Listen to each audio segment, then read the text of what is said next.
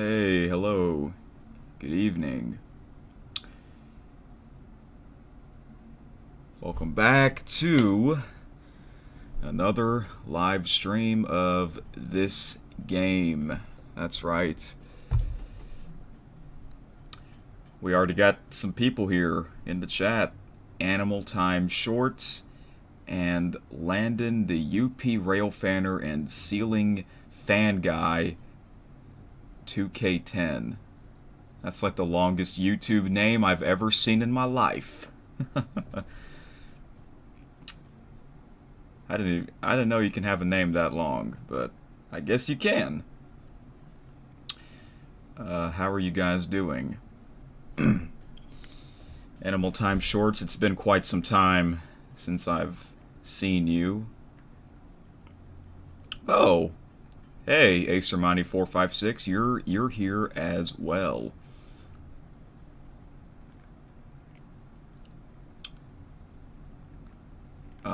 Yeah, I'm doing pretty good too. Yes. Yeah, you've been busy. I understand. Yeah, I've been releasing quite a bit of videos lately. I did a channel update video a couple of days ago, so if you want to know what my future is on this channel, you can go ahead and check out that video. So yeah, guys. Hope you are all doing well.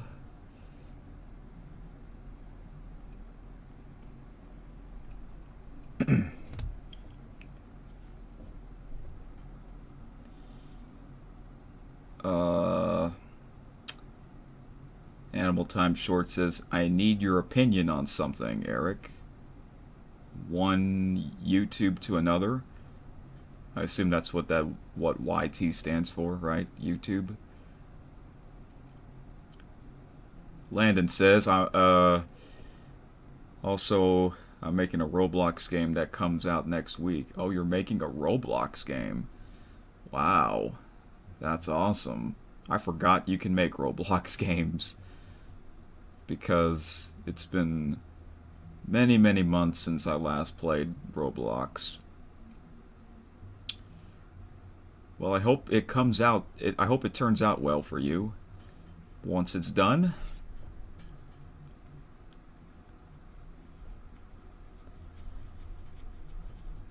Animal Time Short says, I'm gonna let you in on something coming up soon. Alright.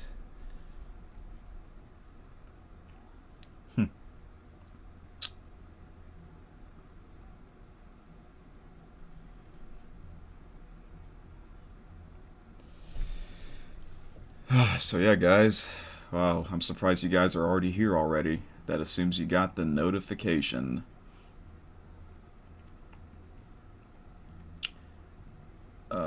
Animal Time Short says, thinking about uploading a tour in parts of your Minecraft town that you've had for probably 4 years now.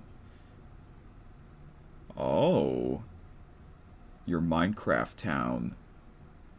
Interesting. Well, you know what? That'd be a cool idea to do. You're gonna release a teaser / vote tomorrow in a community post. Nice. I assume that's gonna be on your other channel, right? Your main channel. CC Games YT. What does the YT stand for? YouTube. And you said there's like another CC Games. Hmm.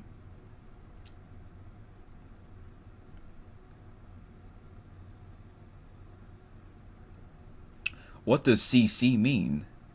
CC's coffee?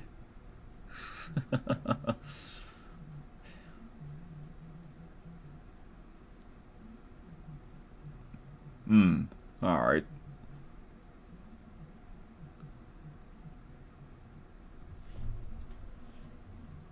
So yeah, folks, I'm about to play this game again. It's been a week already. It's been a week already since the last time that I played this game and live streamed this game. Can't believe it. It's been 1 week already. Even though it's... I know 1 week is only 7 days, but still, it's like, wow. I'll be honest, this year is off to a pretty fast start for me. The CC stands for Chase Cat, not coffee. Okay. Well, that makes sense. Chase the cat. Yeah, I completely forgot about that. And isn't one of your cats named Chase, right? Chase the cat. Yeah, let's go ahead and chase the cat. You get it? Let's chase the cat. That should be a series or something.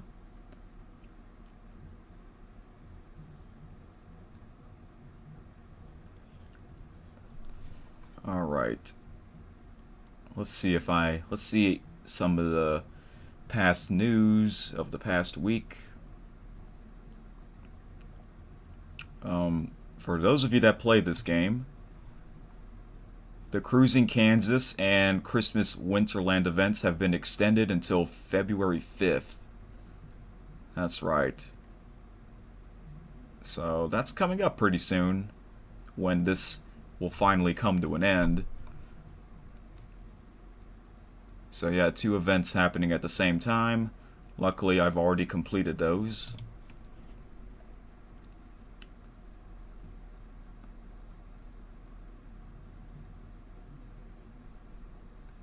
Alright. I think, what was the last state that came out? Was it Kansas? Yeah, it was Kansas. I think the state after that, it's going to be Nebraska. And then after that, it'll be Arkansas. And then they just recently announced that after Arkansas is going to be Missouri, the state of Missouri. Wow. They already got some big plans for this year. I hope after Missouri, it's Louisiana, because that's the state that I'm in. That'd be awesome. Driving to New Orleans. New Orleans. Mardi Gras. Yeah, Mardi Gras is like a cultural holiday in South Louisiana.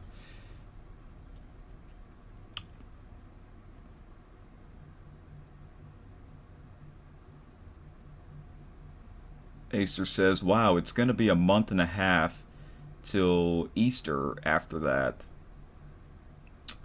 After what? I forgot what was I saying? Easter's on March 31st, right? I think I once looked up the date. Yep, it is.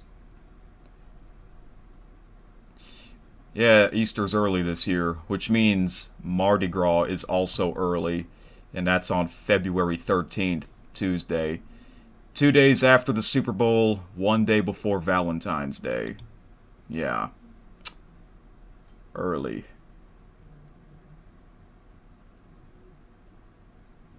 Oh, okay, yeah, the Christmas event. Okay. Yeah, it is a very late end. Well, that'd be funny if they have like a Valentine's Day event after that. As soon as that's over, we announce we're going to have a Valentine's Day event. Deliver all chocolate candy. That's basically what it is. Yep.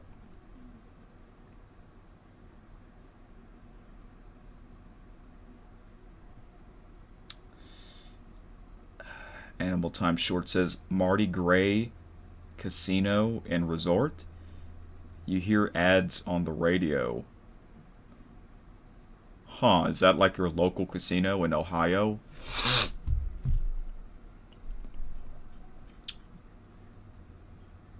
Alright guys, so the last stream was very long.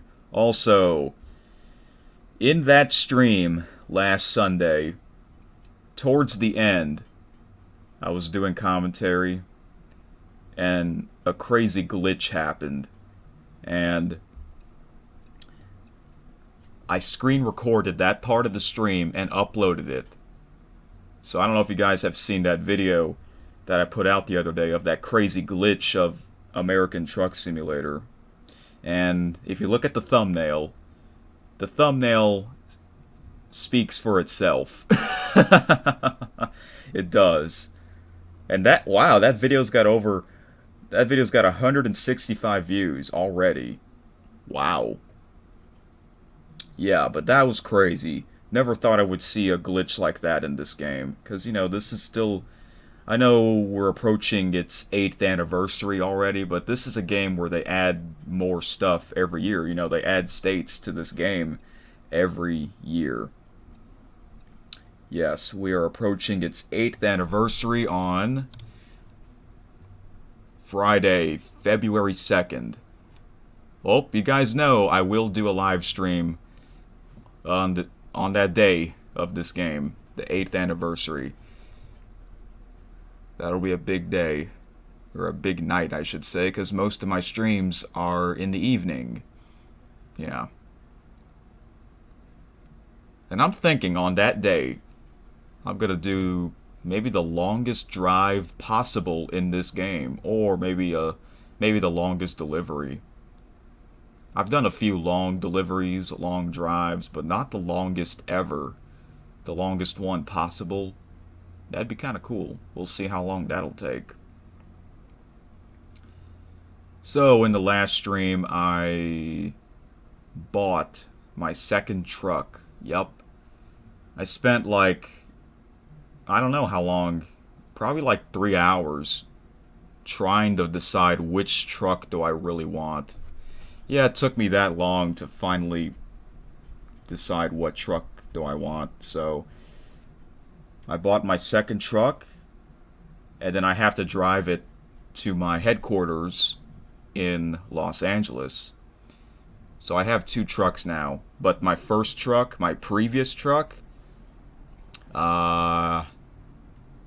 it needs a complete repairment and upgrade because I damaged it too much back on New Year's Eve, New Year's Day. Yep, I was driving like a crazy person. Yep. But I had that truck for over a year, so I figured, well, it's time to buy a second truck. And before I did that, I had to upgrade my garage, and that cost what, like $150,000. So yeah, I bought my second truck, and I actually like it. I actually like it. It is a lot of money to buy a truck, but I like it. It's not the same one. I'll show you, because I'm gonna be using that truck tonight. And so what am I gonna do tonight? Well, I'm gonna do some deliveries with that truck. Yeah, we'll see which ones I'll be doing. The last stream was very long. Yep, very long. 6 hours and 46 minutes to be exact. Yeah, that long. Can't believe it. This stream won't be near as long, trust me. I don't know if this stream will be even half that long. It's already 9:30 for me, Central Time.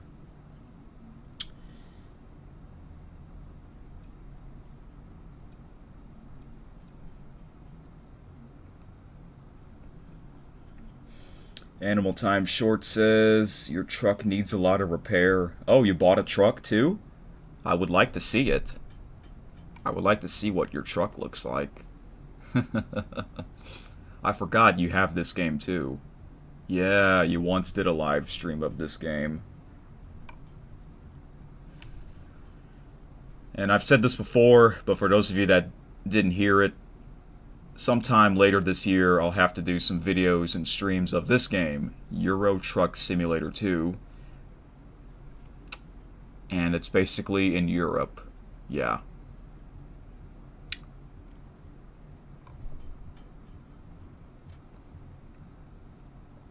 Oh, you didn't buy one? You kinda stole one. What?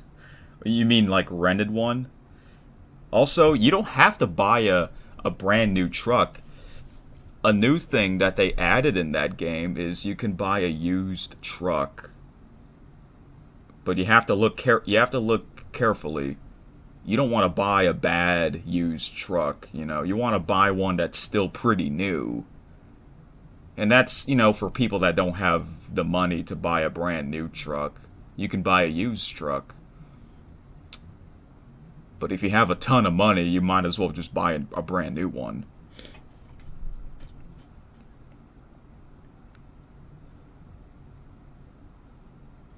Animal Time Short says, as in, you just drove wherever the hell you wanted instead of delivering. Huh. Yeah. See, that's what you can do when you buy your own truck. You can drive around the free world. Yep. See, I bought this game last month during the Steam winter sale. So I figured, well, since the game's on sale, I might as well buy it. I might not play this game for a while. I don't know, whenever the time comes, I'll do some videos and streams of this game. As well as this one and this one. These two games are basically the old version of American Truck Simulator. I grew up playing these two games. Yeah. Many years ago I did some streams of this game, but not like actual videos. Because back then I didn't have my computer. I was playing it on my laptop. But yeah, I'll have to do some videos and streams of this game as well, but not as much as this one. Not as much as this one right here, because obviously look at that playing time. 379.1 hours. That's real time. That's not game time. That's real time. Isn't that crazy? Yeah.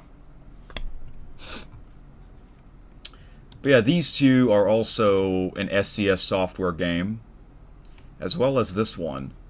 Bus Driver. Yes, this is also a pretty old game. Another game that I grew up playing a lot.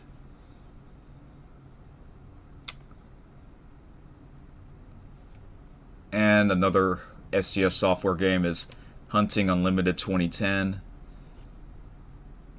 It's pretty addicting.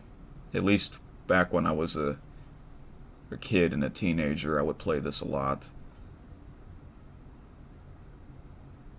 And yes, so when I was a kid and a teenager, I didn't have Steam. I was using Wild Tangent Games, and most of these games came from Wild Tangent Games. Some of them are still on there, some of them are no longer on there. But yeah, a lot of these games are kind of old, that's why they're cheap.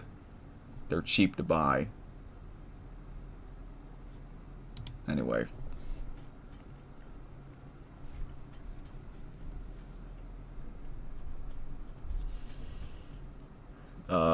Animal Time Short says, well, I have to go, but I will try and log into the next stream. Have a lot of Eric Super Magnificent to catch up on. Oh, okay. Well, thank you for tuning in. It's nice to see you. And yeah, I always like your shorts of your cat. Or your cats. Yup. Animal Time Shorts. Alright guys, so I'm about to start playing this game again.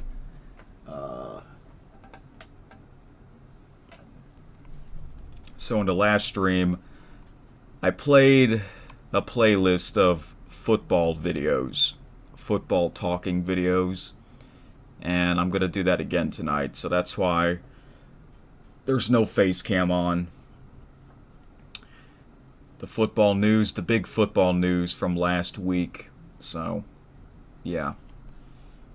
So I'm going to do some deliveries with my brand new truck, my Mack truck. Yep, that's the brand, Mack. Which is actually the oldest truck brand out of all the brands. Mack is the oldest one, which I did not know that until I looked it up. So yeah, I'm going to do some deliveries Or maybe I could just do one long one. I just gotta pick which one I want, though. And I'm gonna do my best not to not only damage my truck, but not to get any fines. Yeah. Oh, hello, the history geeks. Happy New Year. Happy New Year to you. I've never seen you here before. No New Year's stream? Well, I did a live stream of this game on New Year's Day, if that counts. But I did a year-end review video, and I did a video of the sounds of the fireworks. So that was basically what I did on New Year's for YouTube.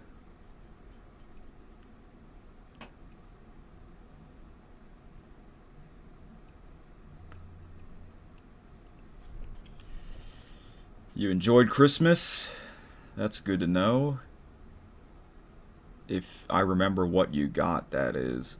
Wait a minute, were you the one that was watching my Santa Tracker stream?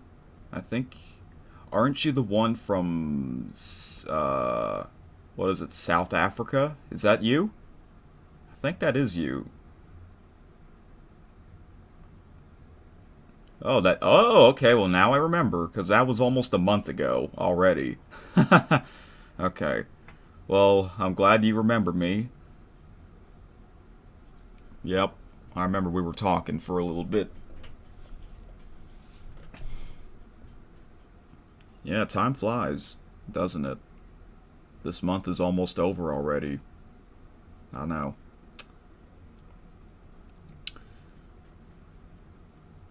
So yeah, February 2nd will be the 8th anniversary of this game, and you know I'm going to do a live stream, a special edition.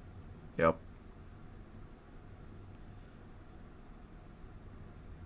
Alright, so I'm going to mute my mic and start playing the videos, the football talking videos, while I play this game. So if you guys have any questions or anything to say in the chat, feel free to do so, and I'll do my best to respond back to you.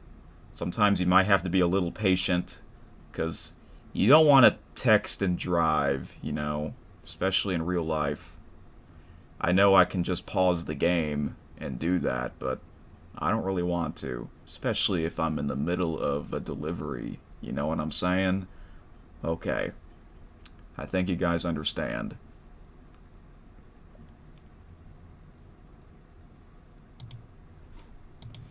Alright, so yeah, I'm going to be playing some more of football videos that I made on this playlist from last week. Yeah, it's a bunch of news happened last week, so I'm going to play some more of this while doing some deliveries of my brand new truck, or maybe just one long delivery. I'll have to decide. Alright. The History Geek says, I was really sick, had excruciating headaches, oh man, and second of all, vomiting, a runny tummy. Jeez. At least the vomiting and the excruciating headaches are gone, replaced with decent ones. Oh my gosh. I hate to hear that stuff.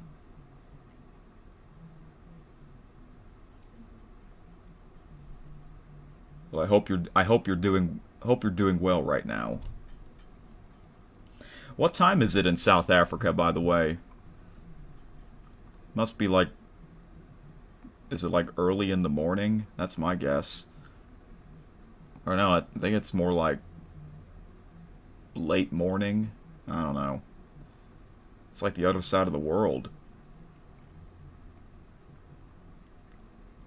Okay, let's Google it. South Africa time. And that's like a small country, right? Let me look. Let me see how. Let me see the on the map. Yeah, it's at the very bottom of Africa. Wow, it says it'll take me 19 hours and 40 minutes if I fly all the way to South Africa. Oh my gosh. I'm gonna guess the time. I should probably... Let me see. I'm gonna guess what time it is there. I want to say... It's gotta be morning, right? I feel like it's gotta be morning. I'll say 8:43 a.m. Nope, 5:43 a.m. Okay. It's early in the morning. Wow. So you're awake. So it's 8 hours ahead of me. Alright.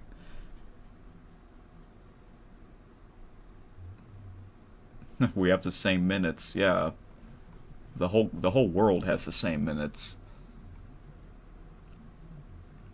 Alright. Okay, guys, that's all I gotta say. So,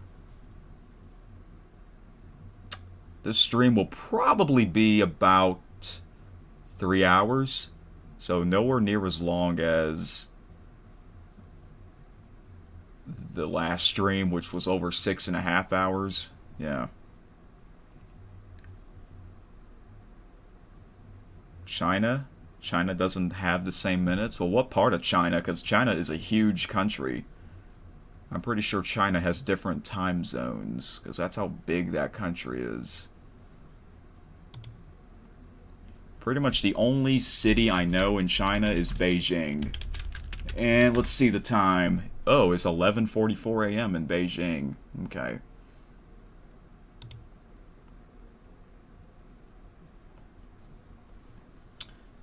Yep.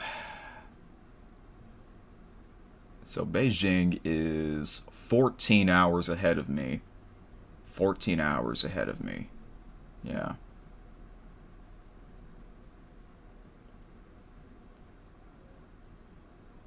That's pretty much the only city I know in China. You know why?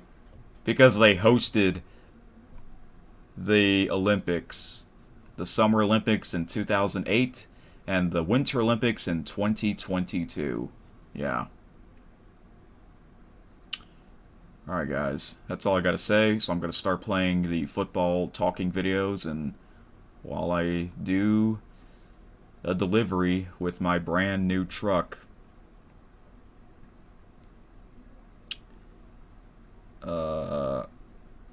You're going on your first cruise in February with your parents.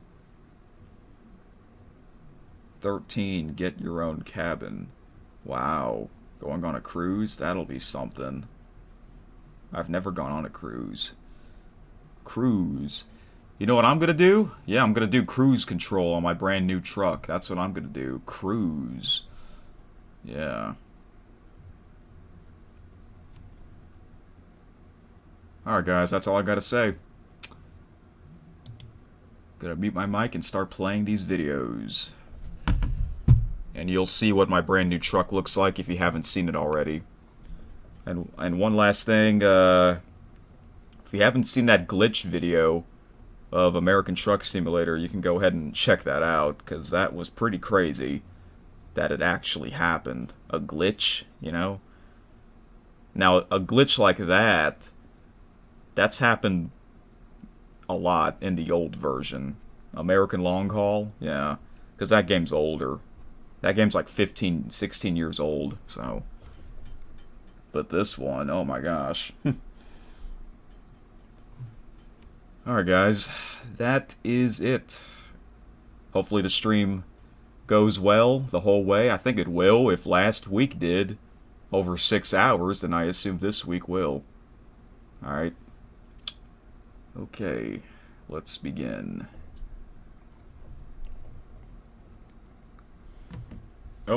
Oh, hey, sir, I didn't know you're still here. He says, unfortunately, I can't stay right now. It's a school night. Oh, well, that's okay. Yep, tomorrow's a Monday. But that's fine. By the way, Acer, did you see, I know you sent me that video of that British cartoon show. That was weird. And I think I commented, and I don't know if you saw it or not.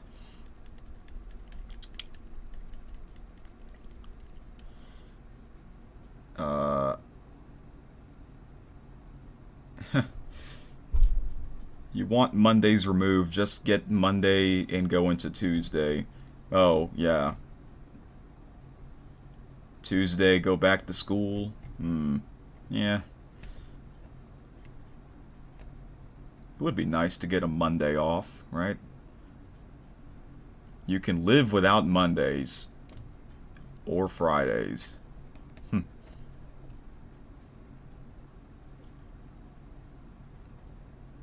Yep.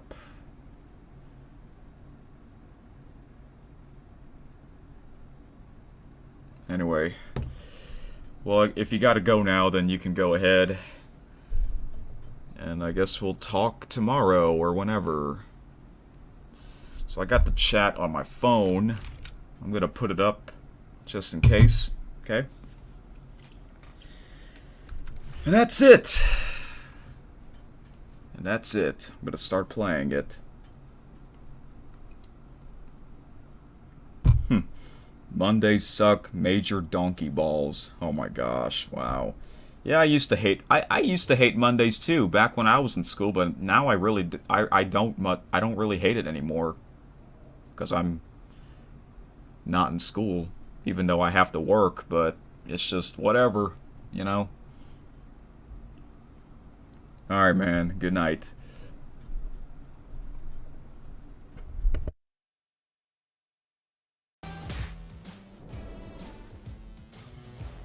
It's always great to hear from an all-time great Alabama quarterback on what it was like to play for Coach Saban and what Coach Saban means to him. Welcome to Always College Football. I'm Greg McElroy. Today is January 11th. We are about 24 hours removed from the bombshell story that has hit the sport as hard as just about anything. Nick Saban officially retiring from the Alabama Crimson Tide. We will have Heisman Trophy winner Bryce Young on the show to help talk about what the relationship with Coach Saban was like, what maybe was his favorite game, his favorite interaction, a story or two. I have a few stories, a few that I've had saved up, but felt like today was an appropriate day to unleash those on the world. We have so many things that we can hit, and we'll also have plenty of tributes from former players as well. But before we get you out of here, we said we're going to have the 24-hour rule yesterday.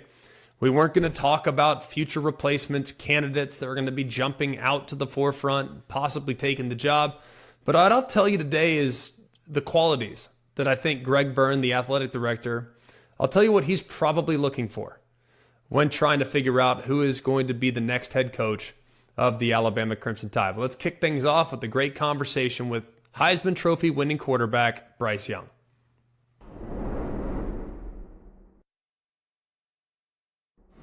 We welcome in Alabama's fourth Heisman Trophy winner, but the first at quarterback under Nick Saban, Bryce Young, first overall pick of the Carolina Panthers, just finished up his rookie year. Bryce, how you doing, man? I'm blessed. Thanks for having me on. How are you? I'm great, buddy. I can't tell you how much it means that you would be able to carve out a little time for us. I know that this has been kind of a whirlwind for all of us that played for Coach and talked to Coach and have spent time with Coach. But when you first found out the Coach was shutting it down and retiring, what was your reaction? Yeah, I was just happy for him. Obviously, as we both know, he's done so much. He's changed so many lives. He's helped so many people.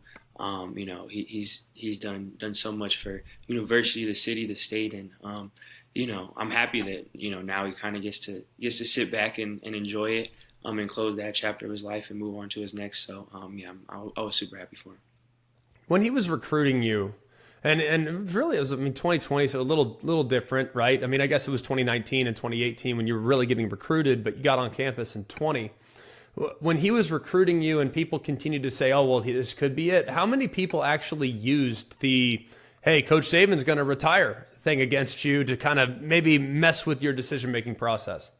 Yeah, it was definitely used a lot in recruiting. Everyone was always trying to predict when he was gonna retire.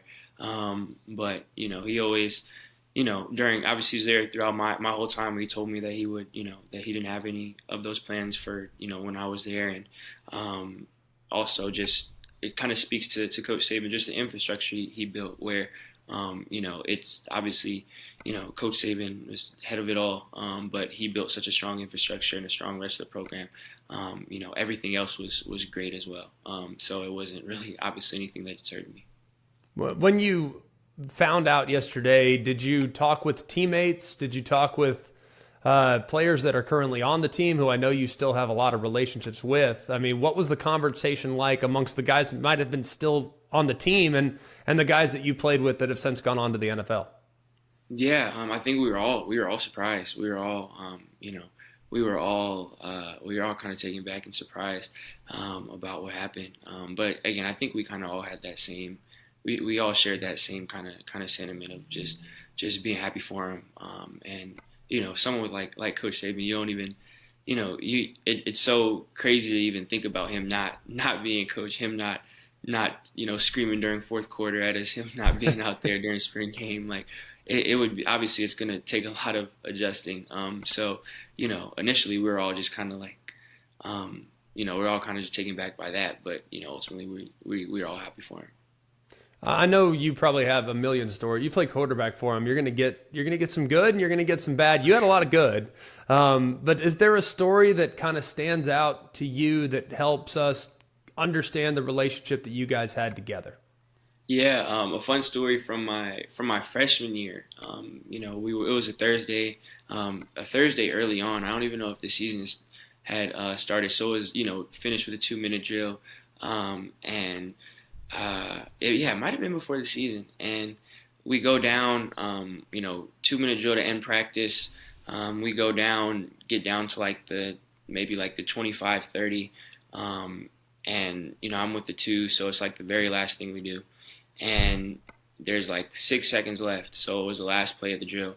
I drop back, I scramble, I roll left, roll right, make a couple people miss, and then throw the ball off my back foot and then put it up for a receiver. It makes a great catch. And we win the 2-minute drill at the end. We were all going down and celebrating. Receiver throws the ball up, we're all running and jump into just to finish practice. And after a minute of us settling down, I turn around and Coach Saban's there just staring dead through me. And he's all he does is how many times have I told you about the ball? I was running around with the ball in one hand. It's how many times have I told you about running around with the ball? You got to tuck the ball, keep 2 hands of the ball. And I'm like, Coach, I'm a freshman. I'm just happy I won the drill. I'm all happy. And then I dismiss it. I'm all right, yeah, you got it. My bad. And then fast forward, game 1, we play Missouri, and it might have been the first or second drive. I get in at the very end, and I scramble, roll right, and as I'm moving, as I'm scrambling, someone comes from behind and sacks me, and the ball comes out, and I fumble. And right when I fumble, I look up, and I immediately make eye contact with Coach Saban. I can see him from the sideline, and I walk straight to him, and he lets me have it on the sideline. And from that point forward, I was like, all right, I probably should have listened to him the first time. And the rest of my college career, I always made sure that I had 2 hands on the ball. Hey, he's never going to waste an opportunity to coach. That's for sure. That's amazing. And of course, first game. Of course, it happens in the first game. Why wouldn't it? Right? Unbelievable. Yeah. I know you had some great moments, some incredible games. Heisman moment against Georgia in 21, but. Is there a game that maybe stands out to you as one where you felt like he brought maybe some extra juice, or maybe you guys just had a little more interaction there on the sideline or the days leading up? Honestly, I feel one of the bigger locker room moments that stands out is my last year against my sophomore year against Auburn, right before that Georgia game.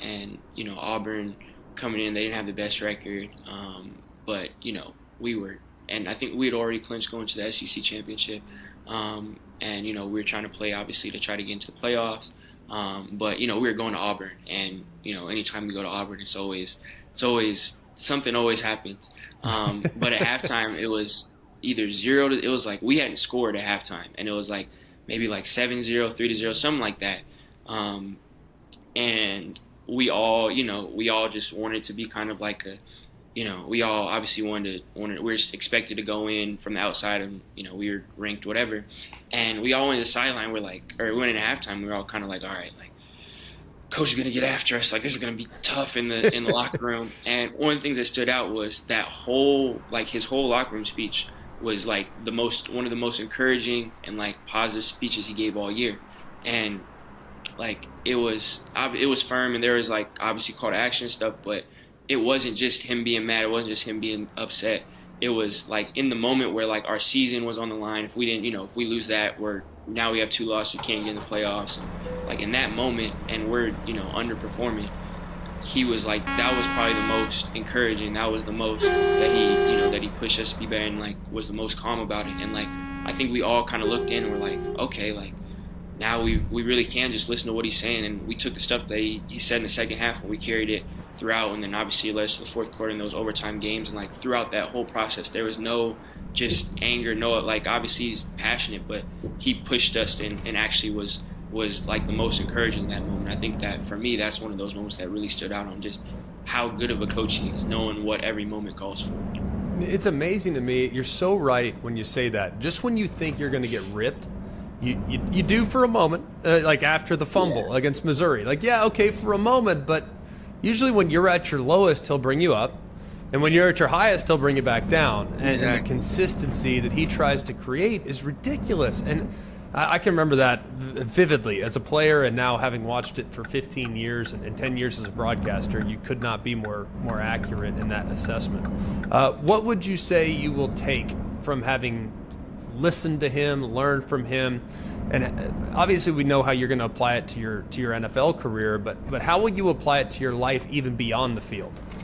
Yeah, I think probably the 2 biggest things that I always talk about that I take from him in all aspects of my life is his consistency and accountability. Like how consistent he is. Obviously, he's the same person every single day as far as demanding the best out of himself, out of us. Same person of when he walks into the building, how hard he works. Obviously, there's no change from week to week in how he coaches us, whether it's the Iron Bowl or it's whoever we're playing, or whether it's it's a FCS team. He's that same consistency, and you can expect, he's not going to let anything slide, whether it's summer or it's the day before, the national championship. Like that consistency is something that in all aspects of life, I've definitely learned from. And then accountability, like he's the one thing I've always respected about him is obviously, we all know he'll get after us, and that's kind of the side the media sees, but he's that way with the coaches. He's that way with the rest of the staff. He's that way with himself, first and foremost. He'll always start with, in the times that he'll always be the first to be like, I didn't do this and I should have done this when he's talking about things. And he'll always take accountability for himself. And, it's all, whenever he gets after someone, it's all warranted. It's all, that there's no games behind it. There's no politics. Like if he got after you, like you deserved it. Like, and because he'll do that he'll get after anyone. And just that level of accountability, those things are definitely that stuff that, that I take in all aspects. Yeah, that's definitely appropriate. No one is immune. It does not matter. And I always feel like the players, we didn't get it that bad. The coordinators, now they got it. Oh, yeah. The equipment staff on occasion, they got it pretty good too. But it's par for the course. Finally, we'll get you out of here with this. You obviously have a relationship with guys on the team right now. What advice would you give to the guys that are kind of sitting there in limbo? Because that's got to be a difficult spot to be in. Yeah, for sure. Just to trust the process and know that, obviously Coach Saban has been there for so long, and it's going to be weird, it's going to be different without him there. But through all that, he's built a culture and built a machine that, obviously is capable of continuing and running past that. And, whoever else they bring in is obviously going to understand that and do everything to, they're going to keep that going. But it's that Coach Saban said it all the time. If he has to be the disciplinarian, he has to be the one who's yelling at us, and he has to be the one reminding us of what we're doing, what the standard is, it's not going to be a good team. And ultimately, he does all that just to show, the leaders and the guys that are there to enforce it, what the standard is. And he's always believed in a player-led team. He's always believed in it being about the people there, and that's something that doesn't have to change. So just to trust in and believe in that. Yeah, well, Bryce, I can't tell you how much we appreciate the time. I know you're busy. Congrats on all your success. We love you. We appreciate you, and we miss you in college football, but we're excited to see your continued growth in the NFL, my friend. Thanks again for the time. Thank you. I appreciate you. Have you ever dreamed of hitting the road in your very own customized Mercedes-Benz Sprinter? Follow college football all season long by hitting all the biggest games in college football's most celebrated stadiums. At ESPN, we dreamed that dream, and with the help of Mercedes-Benz, we made it happen. This year, our very own Jen Latta has teamed up with Mercedes-Benz designers to create a road-ready, fully functional, state-of-the-art podcast studio on wheels. The ride is pure Mercedes-Benz with all-wheel drive and the latest driver assistance, safety, and tech. The podcast studio must be seen and heard to be believed. A spacious and chill conversation space with mics, camera, and mixing board to capture the action. On board, Jen Latta will be interviewing some of the biggest names in college football. All points to Mercedes-Benz for always bringing some extra. Out back of the Sprinter, they're innovating, pushing the science of the tailgate, complete with grill, cooler, TV monitors, and more. This is hashtag van life meets the fan life. To get an inside look to this one-of-a-kind, blow-your-mind collaboration came together, visit mbvans.com/sprinterlabs. The Mercedes-Benz ESPN College Football Podcast Sprinter, coming soon to a game near you. Over the last 24 hours, we've really heard from so many different people that have a personal anecdote about an interaction with Coach Saban. I have a million. Several of which I've shared on multiple platforms. You can probably catch those in a bunch of different places, but we saved the best here for Always College Football. I have a few that I want to tell that I haven't told before, okay? So these are they're funny in some ways. They're telling in some ways, but they also at the same time kind of give you a glimpse of what Coach Saban was like away from the facility in some cases and what he was like on game day. But we'll start with the first meeting. And he was announced on January of 2007. And our first meeting was probably 3 or 4 days later. Now, he met with a few players in small groups individually earlier on. And it's kind of amazing how he laid out his plan. He said, all right, guys, here's what we're going to do. It's going to be a brutal offseason program. Get prepared. It's going to be awful. But guess what? It'll all be worth it. We're going to find out who wants to, all these things. And we're going to do this, and we're going to do this, and we're going to do this. And it was like clockwork, man. I mean, he called his shot from the time he arrived. This is what we're going to do. This is how we're going to attack it. This is what practice is going to look like. This is what games are going to look like. And this is what our offseason is going to look like. And he completely laid it out. And in the first team meeting, when he walked in, and be honest with you, the group and the regime before, those team meetings weren't all about focus. They were, guys yelling at stuff, yelling at each other. I mean, it was not really law and order. When he walked into the first team meeting, it was as if you could hear a pin drop. The level of intimidation, the level of anxiety among every single player in that room, whether it's senior, freshman, didn't matter. Everyone was a nervous wreck the second he walked in there for the very first time. And when he laid everything out, it made more sense. And he became more approachable as the years went along. But those first couple weeks, to say we were on pins and needles, that's putting it mildly.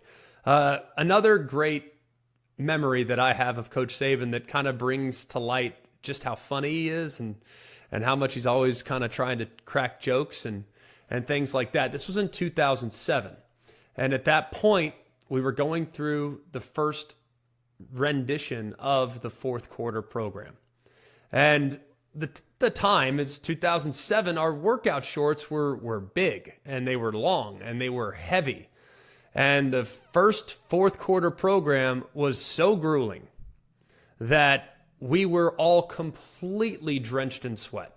I mean, it was as if we went in our full workout attire, jumped in the pool, got right back out, and that's how wet our clothes were at the conclusion of one of these fourth quarter workouts. And he calls over the head strength and conditioning coach, Scott Cochran, who was right there. He calls over the head equipment manager. It says Tank Connerly, that's who the equipment manager was, said, we got to get these guys some shorts that fit, because I don't like right now when I see guys running their sprints and they're running around and their pants are down.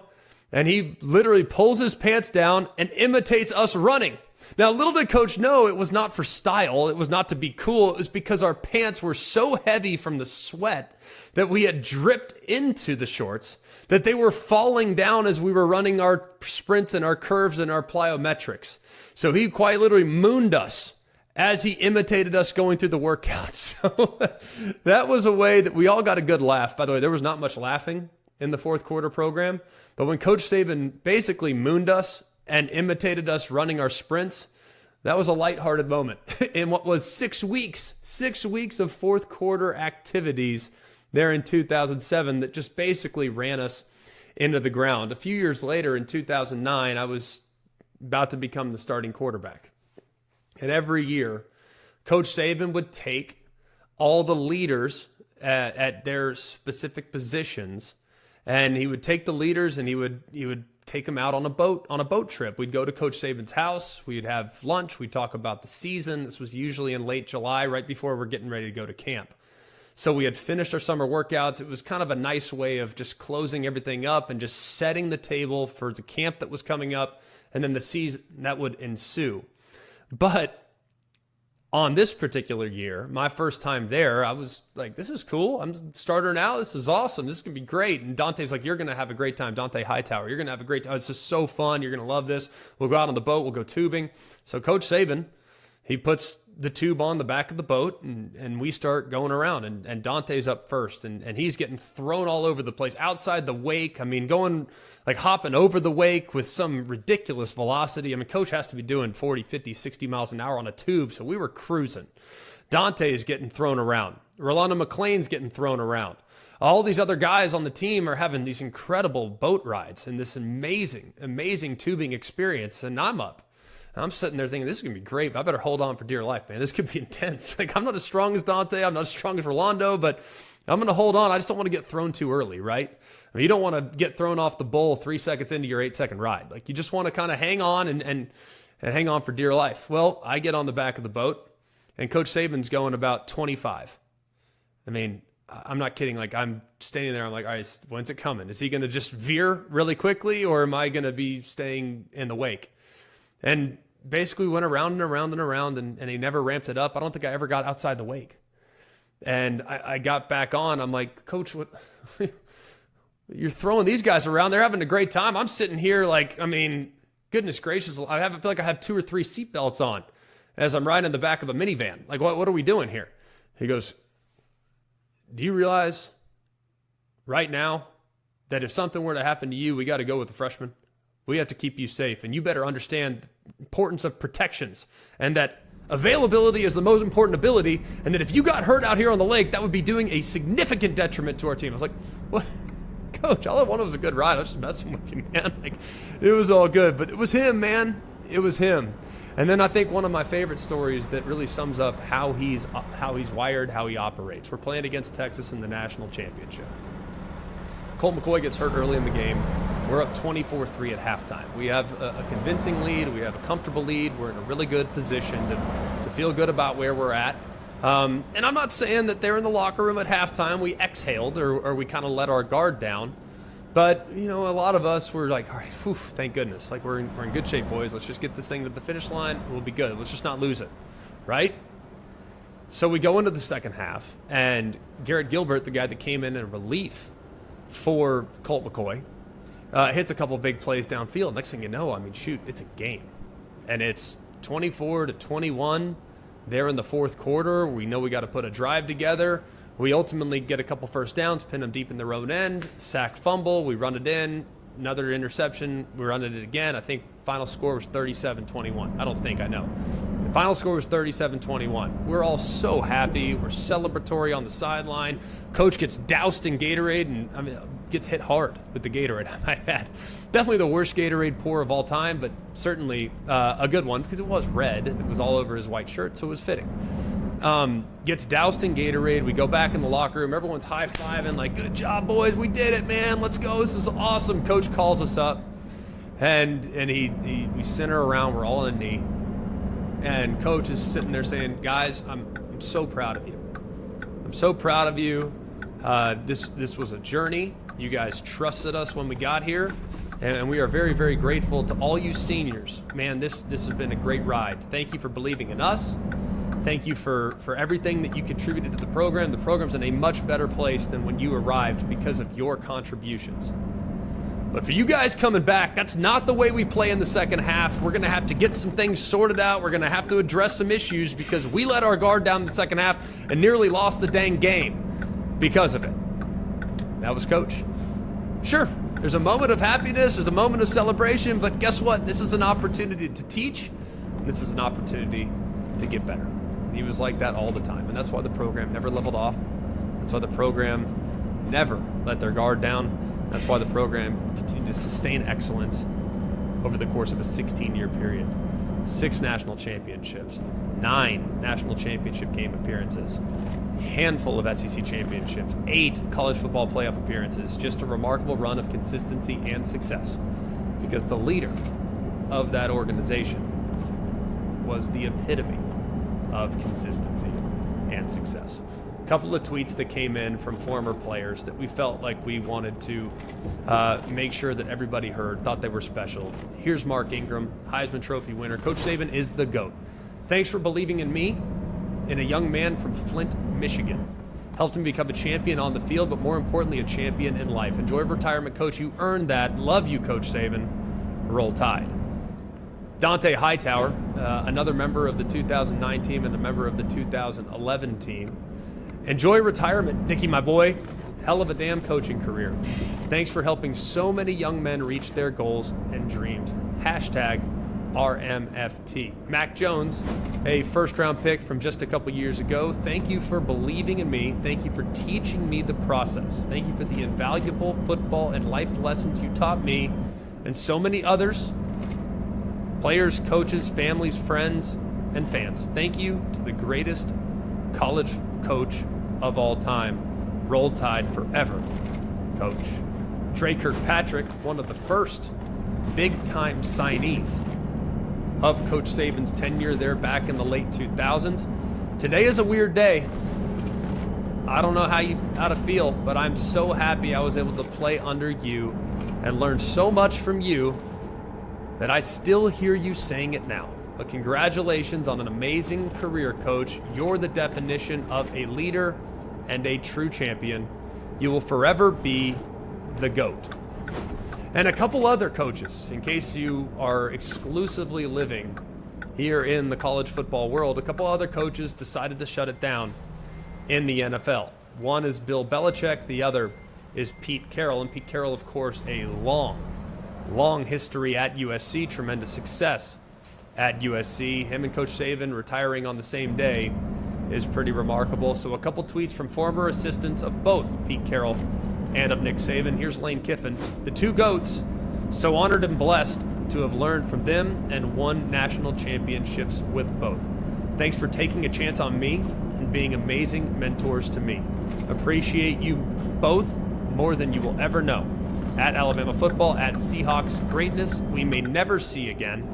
Appreciate it, fans. And then Steve Sarkisian, who of course left Alabama after the 2020 season to become the head coach of the Texas Longhorns. He, alongside Pete Carroll as well, where he coached early in his career. The two GOATs would not be where I am today without these two men as mentors. Thank you for everything. Every college football season, Goodyear knows the importance of winning on the road. The road will always demand confidence, the confidence to handle whatever the journey brings and to perform under tough conditions. And just like the players and the fans of college football, Goodyear is ready. Are you ready for the road? Visit Goodyear.com to find the right Goodyear tires for whatever road you're on this season. Goodyear, more driven.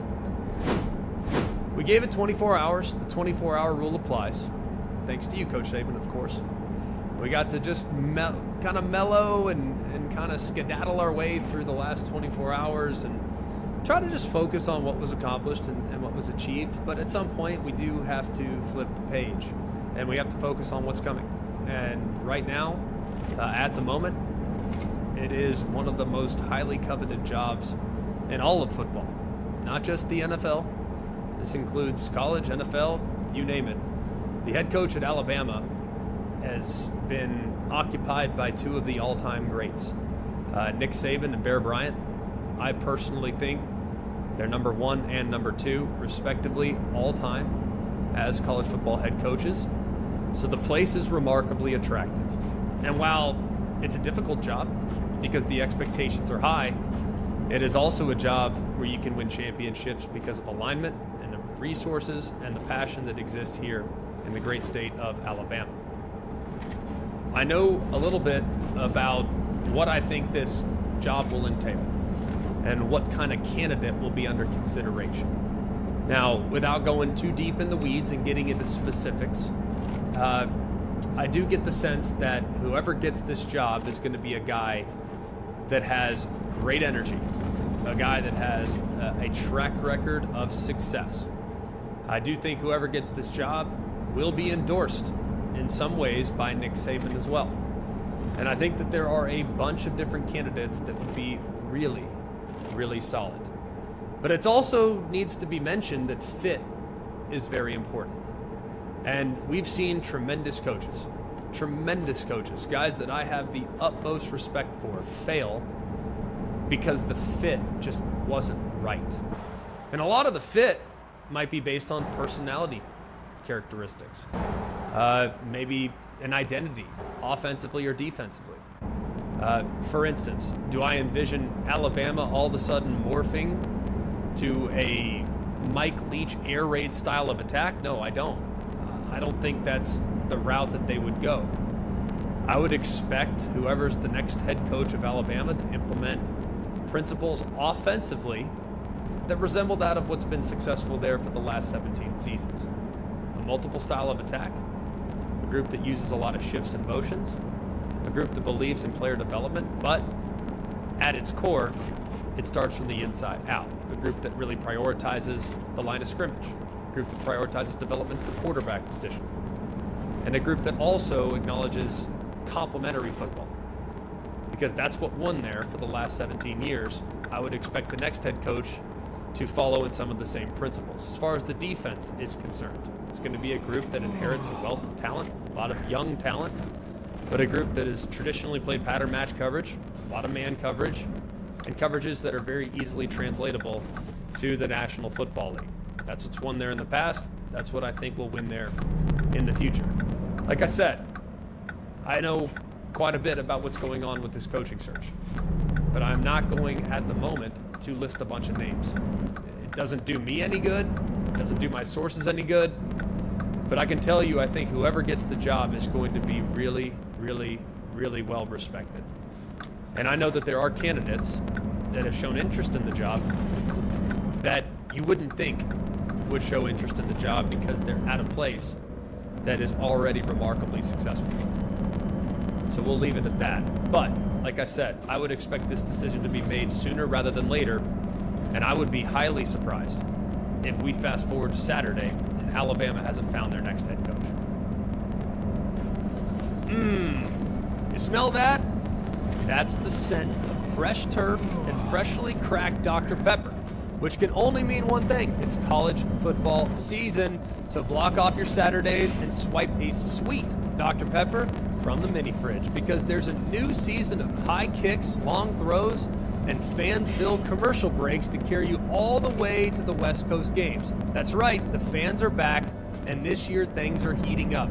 We're talking about hot takes, more heartbreak, more layers of face paint, Get ready to drink in all the drama this season with the help of the most delicious college football tradition there is, Dr. Pepper, the one fans deserve. It's so great to hear from all these former players, what their interactions were like, their tributes to Coach Saban as he has now stepped away from the program in retirement. We wish him a happy retirement. He's earned it. My goodness, has he earned it. So we are excited for him to see what he will pursue next, because whatever it is will likely be filled with greatness. His track record is any indicator, that's for sure. Keep it locked in here too. The carousel continues to spin. The second Alabama has a head coach, we will be here. The second there is potentially other moves that could go down, we will be here. So keep it locked in to Always College Football on the ESPN YouTube show. You can also follow the show on social media at AlwaysCFB on both Instagram and on Twitter. And then, of course, you can download and subscribe to the podcast wherever you get your podcast. If you could like, rate, and subscribe on there as well, that would be terrific. So for all of us here at Always College Football, for Mark, Jake, Jack, the other Jack, I'm Greg. We hope you have a wonderful day, and remember, it's always college football. Hey guys, it's Greg McElroy. Thanks for watching Always College Football. Make sure you like, rate, and subscribe to ESPN's YouTube channel and wherever you listen to your podcast.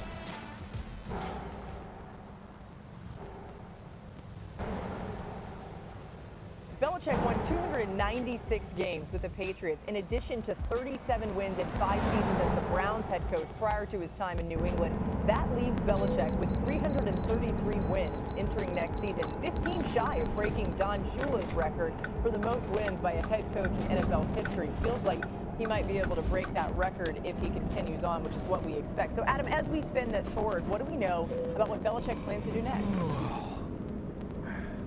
Well, Laura, you heard today Bill Belichick look towards the future, and you heard Robert Kraft say that he'll always root for Bill Belichick except when he's going up against the Patriots. So there was a sense and an implication from both men today that Bill Belichick will continue coaching. And so now we begin to figure out, where could you conceivably place him? Aside from the Patriots, there are 7 other teams right now with head coaching vacancies. There's the list. But I think it's a mistake to look at that list and to try to slot Bill Belichick in. Maybe he fits in with one of those teams. I would think that Atlanta, amongst others, might have some interest.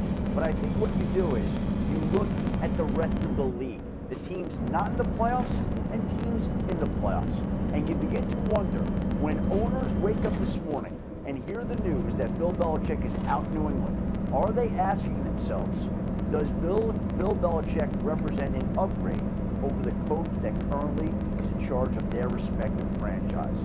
That is the question that I think every owner is asking himself, just like when Tom Brady became a free agent. It was up to every franchise to ask themselves whether Tom Brady represented an upgrade over the quarterback they had. So we look at the 7 vacancies and try to figure out where Bill fits, but it's possible he could fit with any team that decides that Bill Belichick would be a coaching upgrade. You know what? I hear that, Adam. But haven't we seen this before with an all-time great or the all-time greatest that left New England? I mean, when Tom Brady hit the market, we figured there'd be all of these places. You remember Tom Brady even said, wait, you gonna keep Dude over me? And so Bill Belichick, even though we've watched him be the greatest of all time for 2 decades, there was the last 3 or 4 years. So, excuse me, I'm going to look at teams that have head coaching vacancies, and I know people are talking about Atlanta, you're talking about the Commanders. The one thing I haven't seen Bill Belichick do is develop a quarterback not named Tom Brady, not inspired by greatness. But what I do know is the Los Angeles Chargers ain't got a dude you got to give no talent to. The Los Angeles Chargers got a dude that can throw a football through a keyhole. So you know going in there, you're going to be able to create offense with him if you get the right coordinator. And now defensively, you can be a team that's a total upgrade from where Brandon Staley had the Chargers last year. I'm not sure if every franchise is going to go after him, but the ones that go after him, he's going to be interviewing them. They ain't going to be interviewing him, and that's what makes this situation dynamic. He's the one that's going to have to go into that organization and see where they are to determine if he wants to be a part of trying to either build or if they have enough standard in place that he thinks he can come in and impart his wisdom and knowledge on. That is what, to me, makes this a unique coaching change for anybody that goes after Bill Belichick. It is going to be completely different. And Shefty, you talked earlier about the New England Patriots being in some uncharted territory as far as having to hire a coach and doing this thing a different way with the rules change with Rooney Rule and how you have to go about hiring a coach. And Bill Belichick is not going to be in uncharted water. He's going to know exactly what he wants to do when he goes to the next franchise, which is why I think this makes it unique, but you get that afforded to you when you are the GOAT of any entity. You are doing the interviewing as opposed to other people. I do not see him going to an AFC football team out of respect for New England. Now, the two playoff teams that I could see him going to would be Dallas and Philadelphia. I think both those teams would have to lose this weekend in kind of disastrous forms for either to move on from their head coach.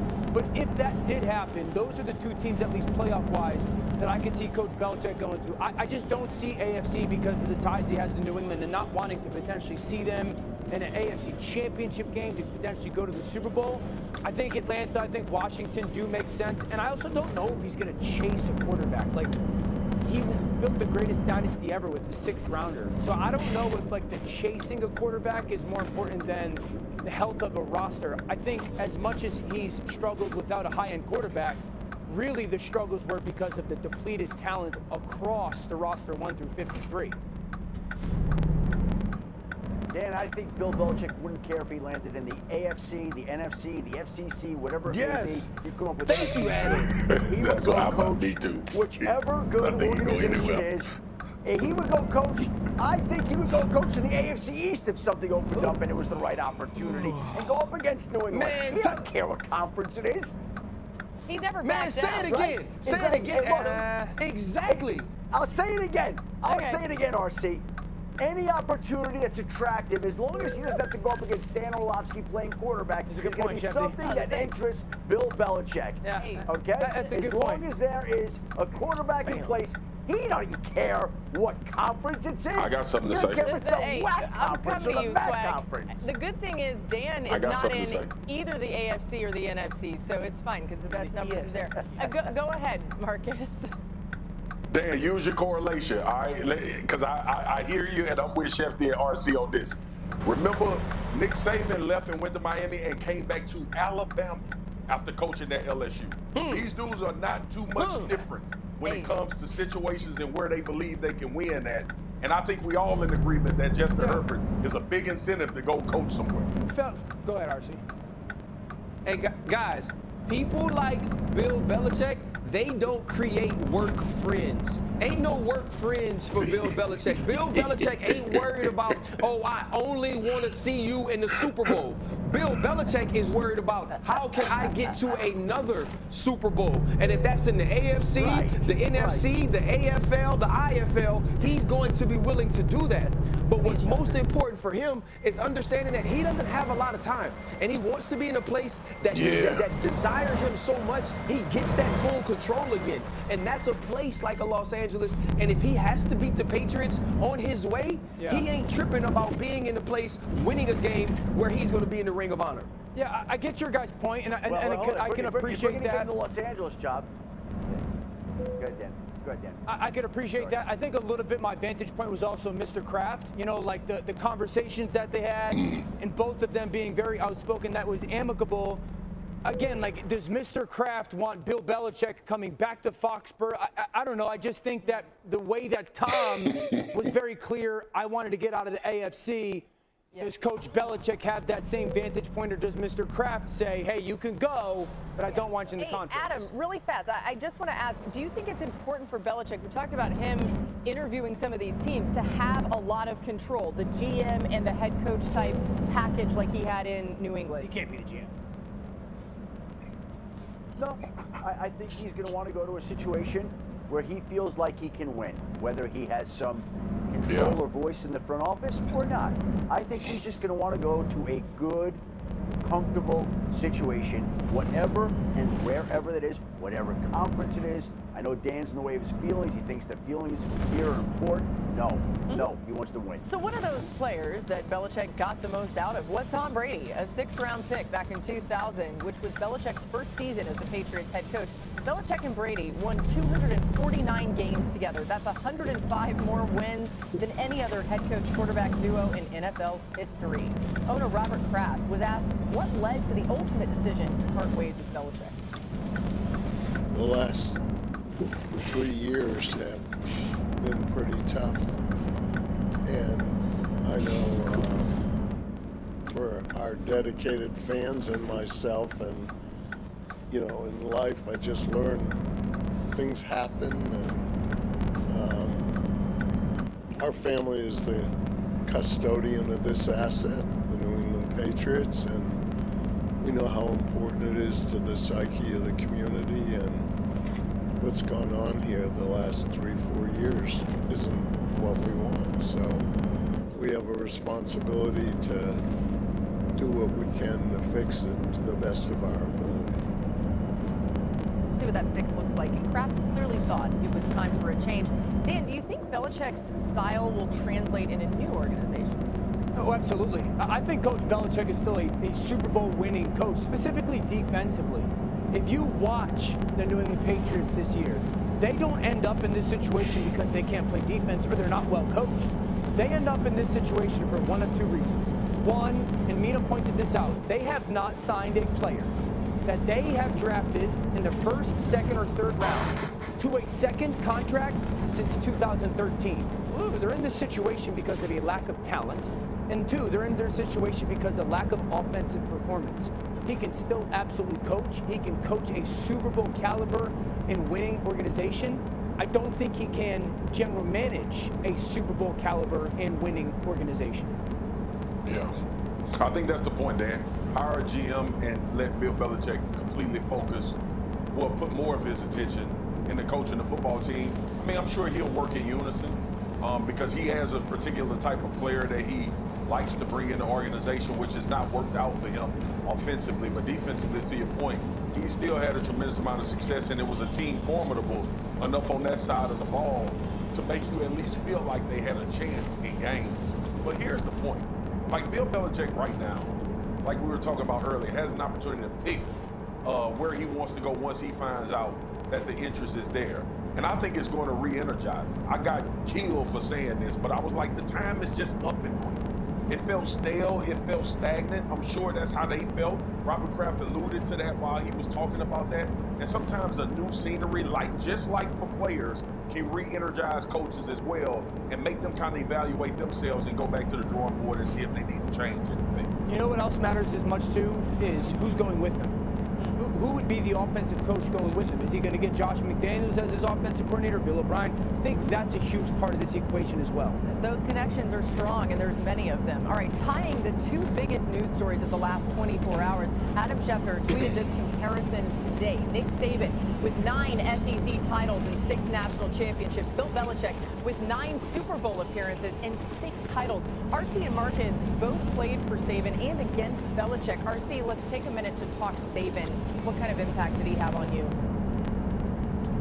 Oh, I thought Coach Saban changed the trajectory of my career and my life.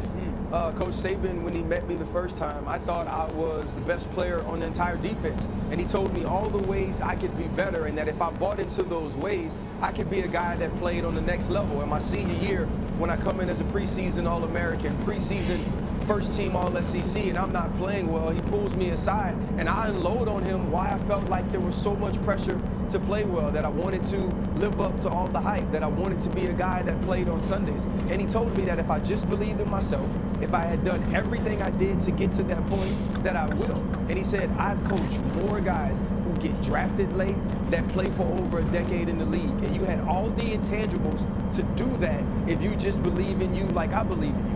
And I think Coach Saban would challenge you, and those challenges were because he thought you could be better. And he wasn't going to stop until you were everything you were supposed to be. He's a true leader of young men. Yeah, to RZ's point, trust. Like trust, man. I switched from tight end to defensive end, had a hard time wrapping my head around that. And eventually I had to determine if I was going to trust Coach Saban and his knowledge, not only about this game, but the trajectory of a career. And I think that's what pretty much sums it up. The legacy of a coach is always tied directly to their players, and not only how they do on the field, but how they handle adversity, and you can see that stuff manifest for the rest of their lives.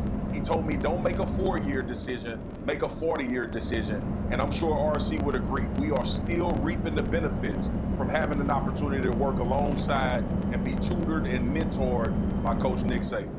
That's well said, you guys. When we think about what we're dealing with right now, the last 24 hours, sports looks a lot different. Two of the greatest of all time have retired from where they were before, and we'll see what they do next. But what an interesting world we're in now in this business to see how it all ends up shaking out. It's been a pleasure to be with you guys today. It's been a pleasure to have all of you at home watching along with us.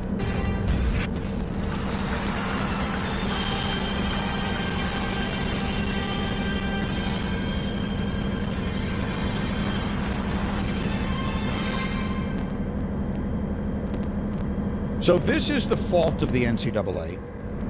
This is the fault of all of the college football coaches and administrators who have hoarded power and money for decades. So what happened was, in a time in the sport where it became obvious, impossibly obvious to any reasonable observer that players needed to have some modicum of freedom over where they went to school, and some reasonable ability to make a little money based upon their accomplishments there. Long after the time when that became obvious to everyone, the people who actually had the ability to stop it from happening dug their heels in. So names like Mark Emmert jumped to mind. I remember having a fight is the wrong word. I remember going off on Kirby Smart when he first became the coach of Georgia, because he replaced a guy named Mark Richt. And Mark Richt had a policy where if the players who were playing for him were not happy there, they could transfer. And the first thing Kirby Smart did when he got to Georgia was remove that rule and place all sorts of limitations on players' ability to transfer out.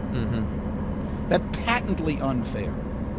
And of course, it goes without saying, all the conversations we had about whether or not players could receive a turkey sandwich, the gold pants, all of these stories that have happened over the many, many years, up to and including people thought that we were kidding. There were literally rules in the NCAA rule book that said you could serve players bagels with cream cheese, but not with peanut butter, because it changed the dynamic of what you were giving them. And by refusing to yield an inch, the sport was forced to change a mile. This thing wound up in court. And the people who have been running it their own way for their own benefit got laughed at by any objective observer. And so the result, instead of reasoned, moderate, reasonable change, wherein players could choose to transfer under the right circumstances, would not have ridiculous limitations placed on them solely because of a coach's whim. I remember having Bo Ryan, the former basketball coach at Wisconsin, on Mike and Mike one day, and we were yelling. I mean, we didn't yell at almost anybody, but we were yelling back and forth with him because he just started blocking players from going where they wanted to go, and he couldn't even give us a reason why. His reason was, well, that just seems to be what everybody does. So the point is, by refusing to make reasonable concessions and put in place a system that actually makes sense and wasn't and isn't completely unfair to players, they were forced to yield any semblance of control. So what we have now is the wild, wild west. I don't think anyone looks at what's going on now and saying, oh yeah, this is the best way to do this. The transfer portal being what it is, when 1,000 players are in it every single day, or every single season, when coaches are recruiting their own players to stay every single year, or recruiting other people's players every single year to come leave their programs, when these NIL deals are now completely out of control, no one is in control of the situation. I don't even know if it's a bad thing, but it's such a different thing that I think this is why Nick Saban is out of it. I think this is why Mike Krzyzewski is out of it. I think this is why, who else just got out of it recently? Jay Wright Boeheim got out of it. Roy. Well, Boeheim, I think, but Roy, these legends are like, well, this is not what we do. It's a different job. It's a different job. And look, maybe I think this system is better than what it was. I think having players be completely unable, indentured servants, unable to make any decisions about their own lives and their own futures and what was in their own best interest. That was not better than this. But the fault, the finger of blame, if you think the current system is not good, don't blame the players. Don't hate the player, hate the game. Blame the overfed, fat coaches who took advantage of this for years, the ones who made $100 million contracts and said, if any one of my players ever get paid a cent, I'm getting out of the business because this is not what it's supposed to be. While they live in their mansions, those are the people to blame. And the NCAA and the ridiculous rules that existed so that and the refusal to yield so much as an inch. What's the expression? You know, give them an inch, take a mile. If they had given them an inch, they wouldn't have gotten a mile. But by refusing to give an inch, it wound up going a mile. And I think Nick Saban took a look at this thing and said, what do I need this for? So you said in your tweet yesterday, Nick Saban didn't need to put up with the utter nonsense that the sport has become. So you're telling me, in an honest moment, you think Nick Saban would say or will say, this is an unrecognizable thing, and I don't like it, so I want it out, before he necessarily would have otherwise. Absolutely. I don't know if he'll say that. I doubt he'll say it. Mm-hmm. But I think he will in interviews with people who he trusts and will have a real conversation with him about it. I think he will talk openly about how broken the system is, as Mike Krzyzewski has and others. And I think that's a good thing. Now, whether anyone is listening, whether anyone can do anything about it, it is just a shambles. You don't have anyone in charge. You don't have anyone in charge in the big picture. You don't have anyone in charge in the little picture. You got schools racing from this conference to that conference, get out of this deal, buyouts, all that stuff. It's unrecognizable. Again, I am pro-player. I'm pro-player getting money. I'm pro-player having the freedom of choice to go where they want to go. But I'm not sitting here saying there should be no rules. I'm not sitting here saying, I've never said there should be absolutely no structure in place to the system, because what you have now is there's no way this can be sustained. It's unsustainable. And I think Nick Saban looked at it and said, look, if I had 20 more years to coach, maybe I'll ride it out when it finds some reasonable new normal. But I think he's looking at day to day, year to year, what do I need this nonsense for? I can go work at ESPN on game day, and I can go play all my golf, and Miss Terry and I can watch Netflix, which made me laugh when I read it yesterday, and all that. And I think that's why he did what he did.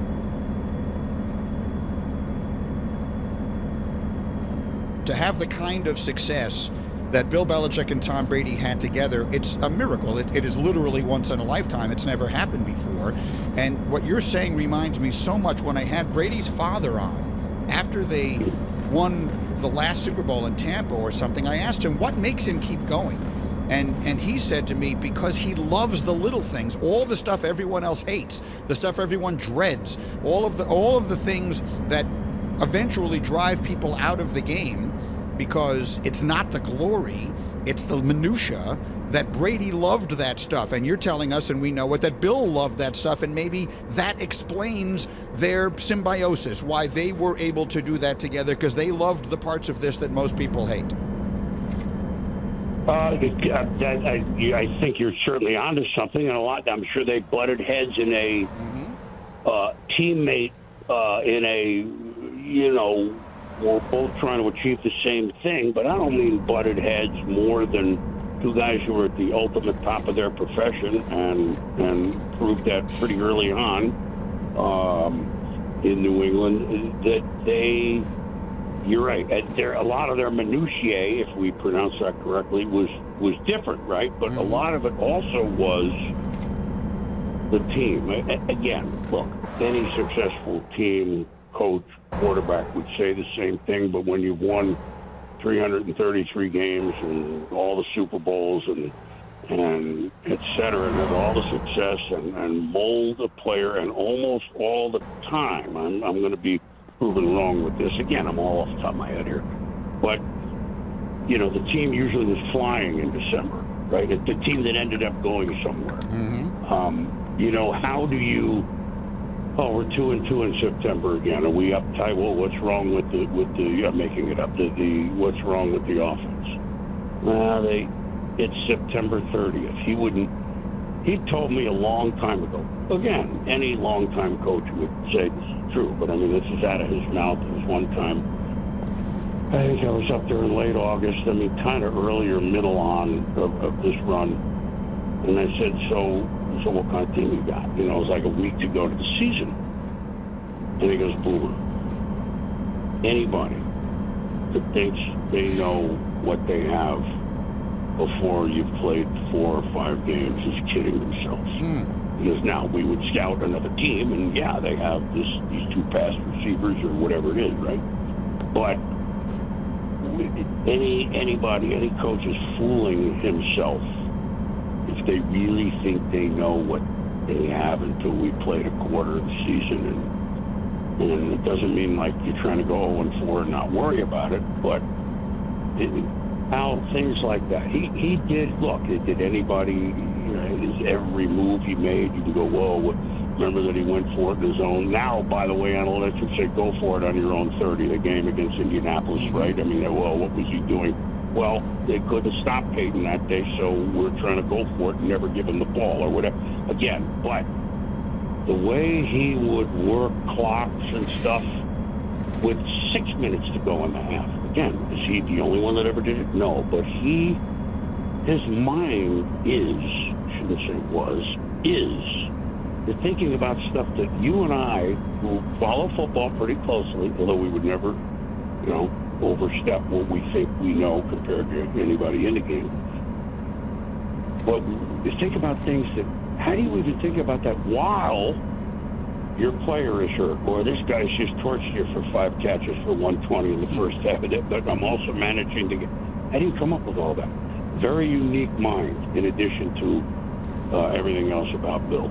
And then very quick final thought here, Boomerang, because I'm going to run out of time, but this is something that I think you will appreciate. Marcus Spears on Get Up this morning said, guys, can we not make this seem so sad? It is not a funeral, and I get that, and I agree with it, of course. It's a celebration on some level of these great careers.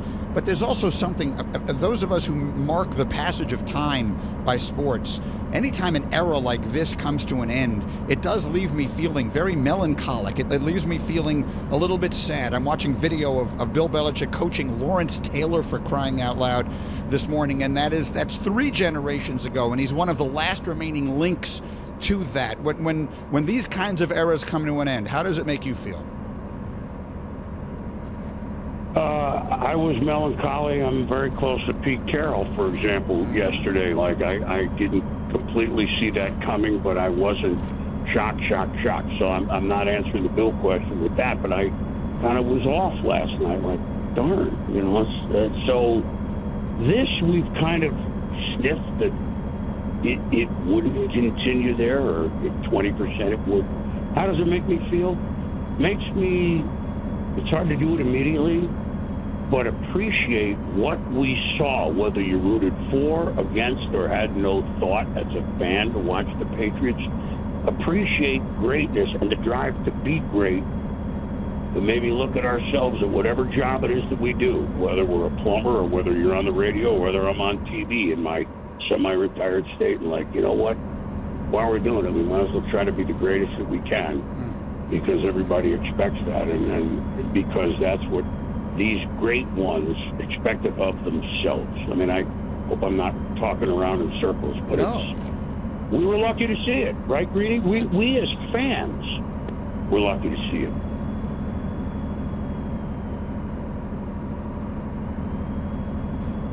I'll say this, it has been a hell of a news cycle for septuagenarian football coaches.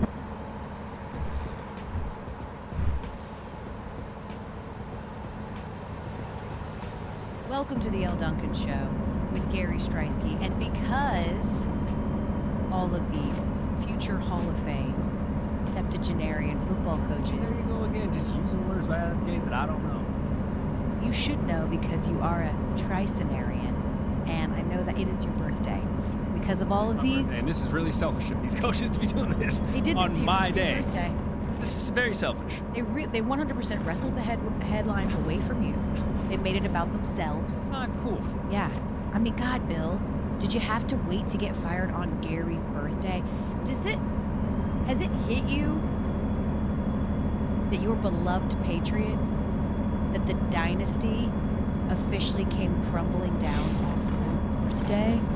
Did I end the dynasty? Like, did the dynasty die when Gary Streisky Turned 30. was born? 7? 37. You see these grays. You see this flash of gray right there. You can't spell Gary without the gray. 37. Not. 37. Not. It's actually pretty sad. Yeah. I don't know what to feel, how to feel, because whether you're talking Pete Carroll in the Great Northwest and all of our viewers and listeners out there, or you're talking about Nick Saban, who has been the guy in college football for the better part of 2 decades, or Bill freaking Belichick, there's a lot of internal emotions that I'm sure you're feeling too. Not just how we feel about these coaches and what they did and how much disdain you had for one of them, which is what you said on Twitter, the highest level of respect you can 100%. give a guy is get the out of here. God, this is so amazing. Leave, don't come back, don't let the door hit you on your way back. Being a Georgia fan, that's the highest praise you can give somebody. I guess I'm thinking more of it as I turn 37 and I'm seeing what amounts to these coaches that were definitive of our teenage years and our 20s and into our 30s, now closing a chapter in a sports world, which coincides with us closing a chapter in our like sports fandom. It's Sure. really weird. It's interesting because when I found out the news, and I want to walk you guys through just a little peek into like how things work on a sports type of schedule, right? Let's just take this week for instance, all right? Mondays, easy. You're just reacting to football, looking ahead to the national championship. Tuesday, perfect sitch. Reacting to the national championship, okay? Wednesday, typically Wednesday, moving forward, turning the page, doing college football offseason stuff, looking at the NFL draft because these players are now moving on. And of course, we're getting ready for this weekend and the NFL playoffs, right? Thursday and Friday, rinse and repeat. Yesterday. Yeah, Thursday's like the big day because, injury report's going to come out. Correct. Here we go. And that's the first little morsels and nuggets. And that's when we're bringing the Jeremy Fowlers and the Adam Schefter to be like, so what is the likelihood that Jalen Waddle won't play in camp? I mean, he's not gonna play, but you know what I mean. Yeah, We it's get all those first morsels. It's all informed guesses, really, until like Thursday and Fridays when we're starting to get real tangible evidence about outcomes or what could potentially impact these games, right? So the buildup is there. Friday is usually a little bit of a news dump, right? So we're like wrapping up the week. You're gonna notice like, a lot of people are kind of like off on Fridays, whatever, okay? Yeah. That's typically how it goes. I come in yesterday and it's like, all right, Pete Carroll.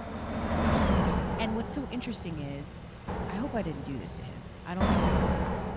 But I said just a few weeks ago, when we were talking about this whole is Mike Tomlin on the hot seat thing, I just pondered with a segment producer I was sitting there with, the question, why do we never question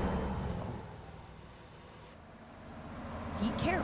Why do we never question whether he is on firm ground or not? Because while we already know that Pete will go down as the greatest Seahawks coach of all time and what he's done and what he's meant to that organization, you got a whole lot of tepid results of late, man. 2013 was 10 years ago. That's when they won that Super Bowl, right? So I always wonder, like, we just never talk about it. Like, we never even mention that Pete Carroll, in any conceivable way, could be in trouble for his job. So that news comes out of nowhere, seemingly. Pete Carroll yesterday, and we're like, okay, so we're going to do our whole show honoring Pete Carroll, who, based on that press conference yesterday, Gare Bear, he is not ready to walk away. 72 years old, still's got the energy of a young buck, said so. He's moving into a advisory role, which means They got that green juice out there. we're just going to leave it at green. They also got that. They also got plenty of that too. Up in Seattle, you can ski too any time of year. It's true. It's really a free-for-all. Anything goes out there. I don't think that's what's leading to Pete Carroll's stamina.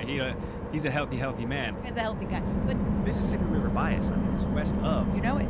So They're not New England. They're not New York. They're not Atlantic. Yeah, what y'all doing over there is cute.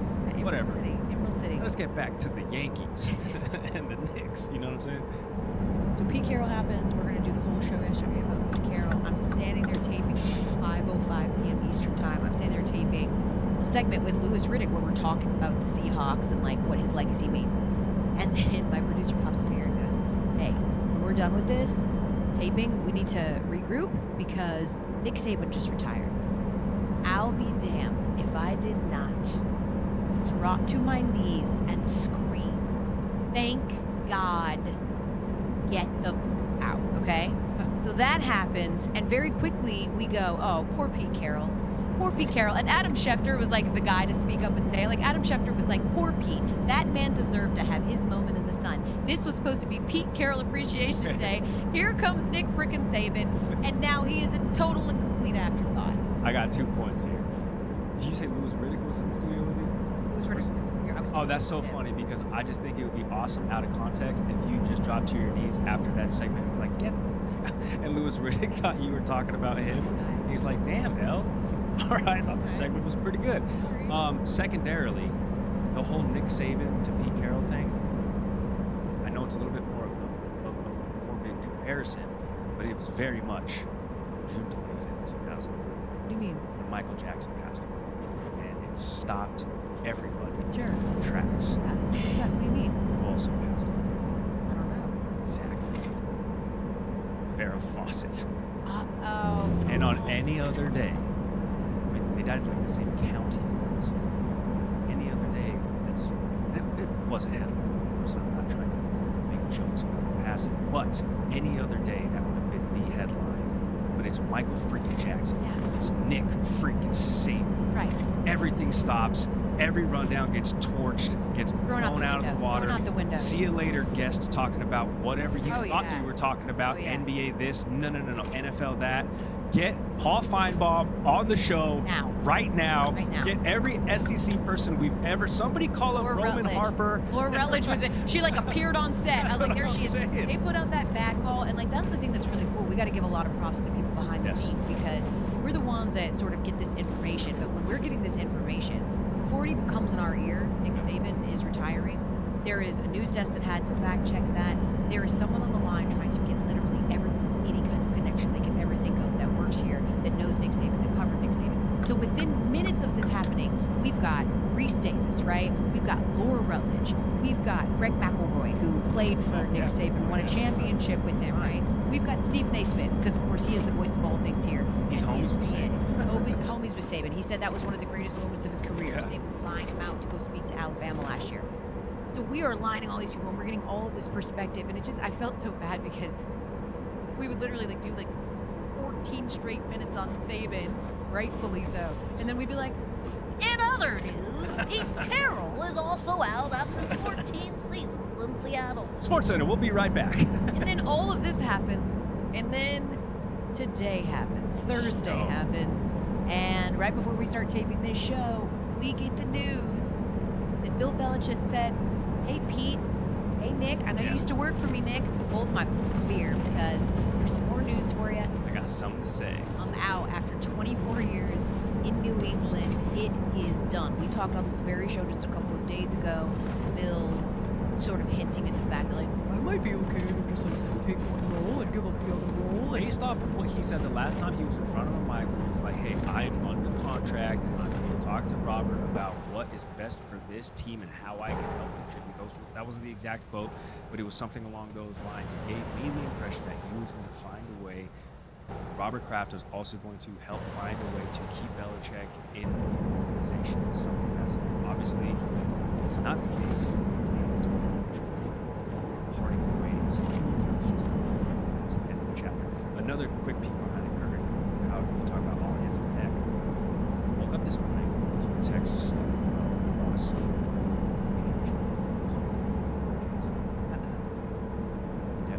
You're coming off the bench. Someone's calling me off the Oh, bench. We yeah. got 25 hours of Sports Center. Unfortunately, I woke up about 30 minutes after the text, but this is how good the behind the scenes is at Sports Center. I called. I was like, "Man, I'm so sorry. It probably last night." First off, she was like, secondarily, stand down. Everything's all good. Randy. Anna Storm. Yeah, and Randy. Randy Scott. So, They bailed I mean, you out. it was all hands on deck. I was like, oh, y'all should have called them first. Y'all should have called Hannah and Randy first. So I was definitely the backup to the backup, but yeah, man, we had stuff. I definitely used to do that when I was in your position. Like when you do the 6, they don't really call you anymore to do other shows, not too much. So, but when I was in your position and they would have to call me in for something, I would do that. It would meant they were trying to call me off the bench. Give it 15 minutes and call back, because typically by then they found someone else. Good. They're good. No, I literally like woke up, G-code. saw the text, and I'm like, oh, damn. This is like 8:30. You're like, let me hit it right back. Right after I go work out, have breakfast, do this laundry, and take a shower. Maria's like, Gary, why are you breathing so heavily? Are you on the treadmill right now? Yeah, I'm just wrapping up a quick 10-miler. Anyway, you need some help? No. So you listened to the Bill Belichick New England press conference. Sad. Of which I didn't. You said it was sad. It was sad. I think it's only sad if you're a person from this region, or you're a person that has any sort of positive ties, positive memories maybe to the organization, because it's all you've really ever known. Quite literally, the coach of the millennium, 2000. Ever since the year 2000, this guy has been judge, jury, executioner, GM, head coach, doer of no wrong in New England. And now that chapter is done. And yes, the ownership group remains, but Tom Brady isn't there anymore. Belichick isn't there anymore. It's almost as if a piece of New England's identity is gone. I don't ever capture. I mean, you can unequivocally say this about you. You can say this also about Alabama. Like this, the unprecedented talk, for sure. It will never, ever happen again. That's like a pretty hard reality that you have to sort of deal with. We will never, ever get to enjoy success that we enjoy this time. Sure. And that's a pretty tough pill to swallow. You will never, ever, ever in your wildest dreams duplicate that success. It's Andy Bernard in The Office. I wish you knew your good old days before they actually left. Yeah, while you were still in them.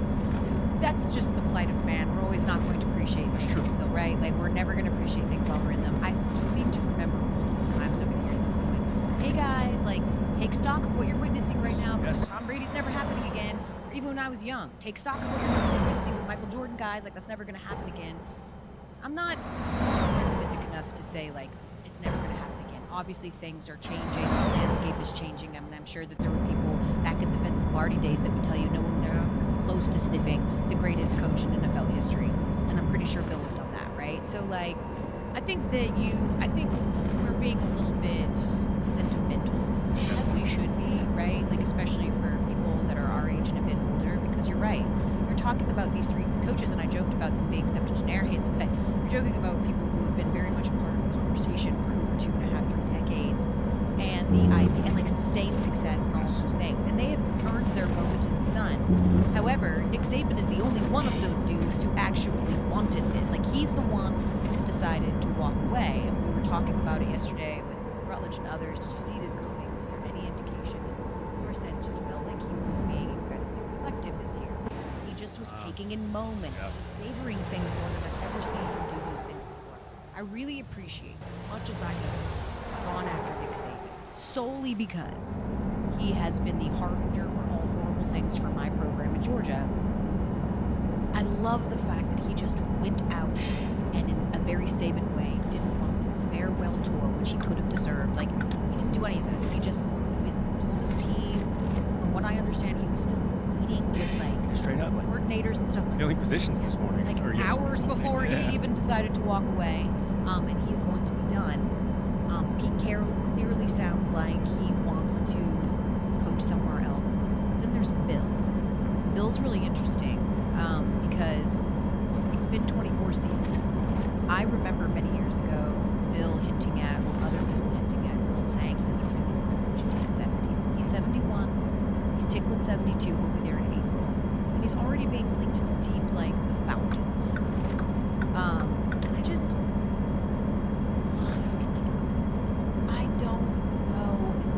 all of our colleagues today are sitting on air doing, Bill Belichick wants a job. He should be the first person to go.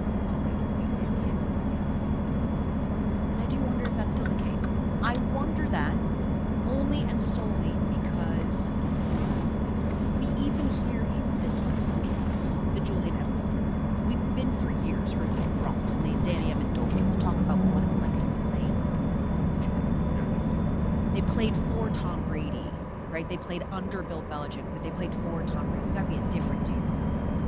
There is no games here. We heard some people talk about how Nick Saban has soft over the years.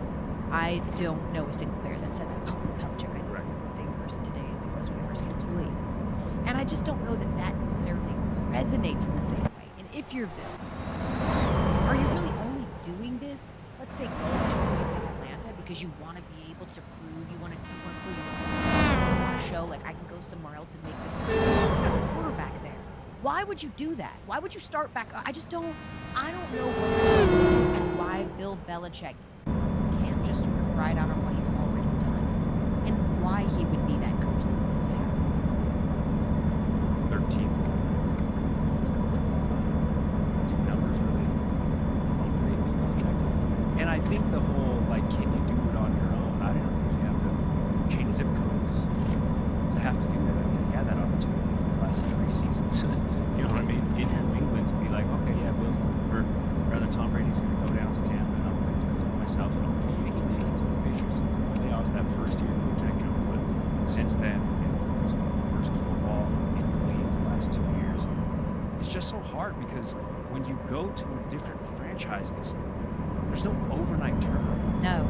There's no overnight turnarounds in the NFL like you could have in college football if you get there early enough, and now you can tap into the transfer portal, so now you can have all these 4-star, 5-star guys come to your program and all of a sudden revamp it. You're not doing that with free agency. Market even come to, let's just say, Atlanta. Just because Bill Belichick is there. I don't know that there is, I don't honestly know that there is that. I hope that there are former players that will listen to this and correct me if I'm wrong. I don't know that there's people clamoring for that. I don't know that anyone, I think people are clamoring to pay for Bill Belichick and Tom Brady. I don't know that anyone's going, God, I just need to play under Bill. I don't see that. And you've got some great young pieces there in Atlanta and the skill positions. Obviously, every first-round pick's gone to the skill position. Yeah. And obviously, you've got a really winnable division. And frankly, you know, you've got a decent defense. A defense that's really overplayed, played outside of themselves. That's your side of the ball. Patriots defense, still solid defense, right? Like, say what you want about the personnel stuff with Bill. He's failed at that so often, and you're then getting rid of Terry Fontenot, which I don't care about that either. He can go as well. It just doesn't make a ton of sense to me, and they keep linking him to the Falcons. Arthur Blank, super classy guy. They're both similar personalities. Like, I think it's a good personality fit. They're both cerebral, serious. He's closer to Arthur Blank, the owner, in terms of age and things in common that he is this generational crop of players.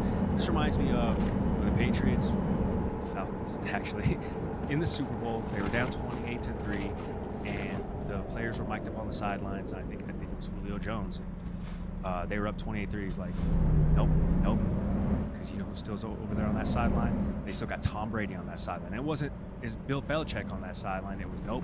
They still got 12 on that sideline. The Patriots came back and came back. So I think players in the league, I guess I should say, the point I'm trying to make is back up your point there. It was more of an admiration for Tom Brady, who had Bill Belichick as his coach, and not Bill Belichick, this high-end, yet had Tom Brady as his coach. Yeah, I think you dealt with Bill's ways because you wanted to play with Tom Brady. And think about this. His players now, Belichick's players now, are this up-and-coming crop of coaches in the Mike Vrabels, in the Gerard Mayos, the in-house favorite, according to some of the beat writers who follow them every single day, who might, get that baton from New England and become a head coach. So I don't see why he comes. Just go hop on the boat, go down to the king. Whatever it is, retirement or not, on the other side, will remind you very quickly of the incredible journey of Bill Belichick to New England. As if this news dump couldn't get any dumpier this weekend. Are you kidding me? Pete Carroll retires, or whatever. Nick Saban retires. Bill Belichick, Patriots part ways. Are you kidding me? Shane Green has signed a minor league contract to go to Texas Rangers spring training. Blow up the rundown. Are you kidding me? We buried the lead. Yo, it's a great time right now to get any news that you want to get out there out and just tucked away and Yeah. forgotten forever. Yeah, if you're embarrassed about something, release Get it it out today. now. Just snooze Get up it. out now. No one will pay attention. Before we move on from the coaches that are moving on, Yes. Bill Barnwell, great colleague of ours, NFL Brain Trust, fantastic. He's got an amazing article up right now. If you just want to do a deep retrospect on the years of Bill Belichick, it's great. But of course, this is an ADD crowd. We talk to ADD people like us. So I did all the reading for you. I can just sum up. I just want to remind people of the incredible journey of Bill Belichick, and I can do it in like under a minute. Okay, you ready? Ready. Hired by the Browns after serving as Bill Parcells' protege. Okay. Fired after 5 seasons because he was a grump. That's what Art Modell, the owner, said, not me. Links up with Bill again in New England as an assistant. Parcells bounces, goes to the Jets, brings Bill. Then Parcells in 2000 is like, you know what? I'm out because y'all finna be sold and I don't want to coach here no more.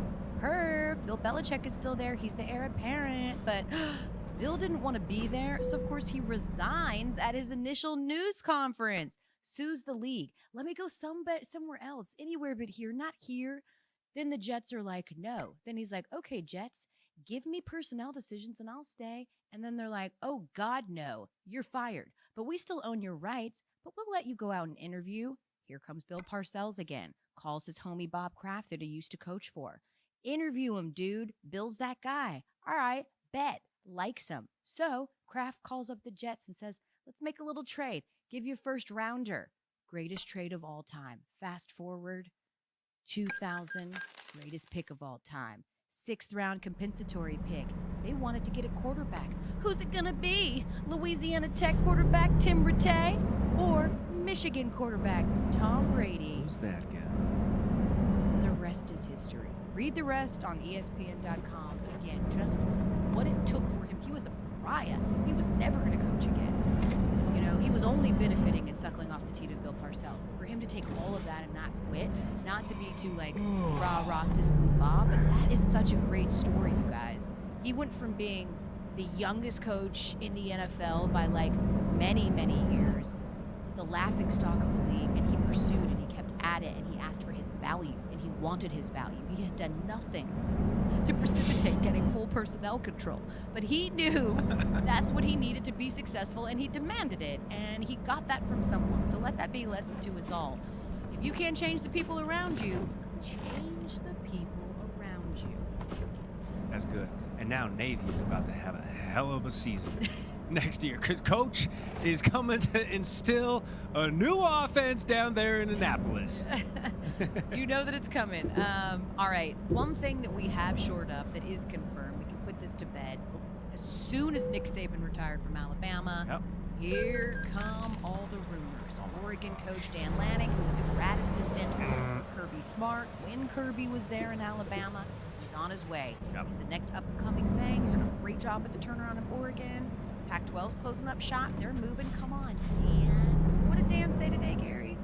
Dan lit up that stogie and was like, I'm straight. I'm staying in Eugene.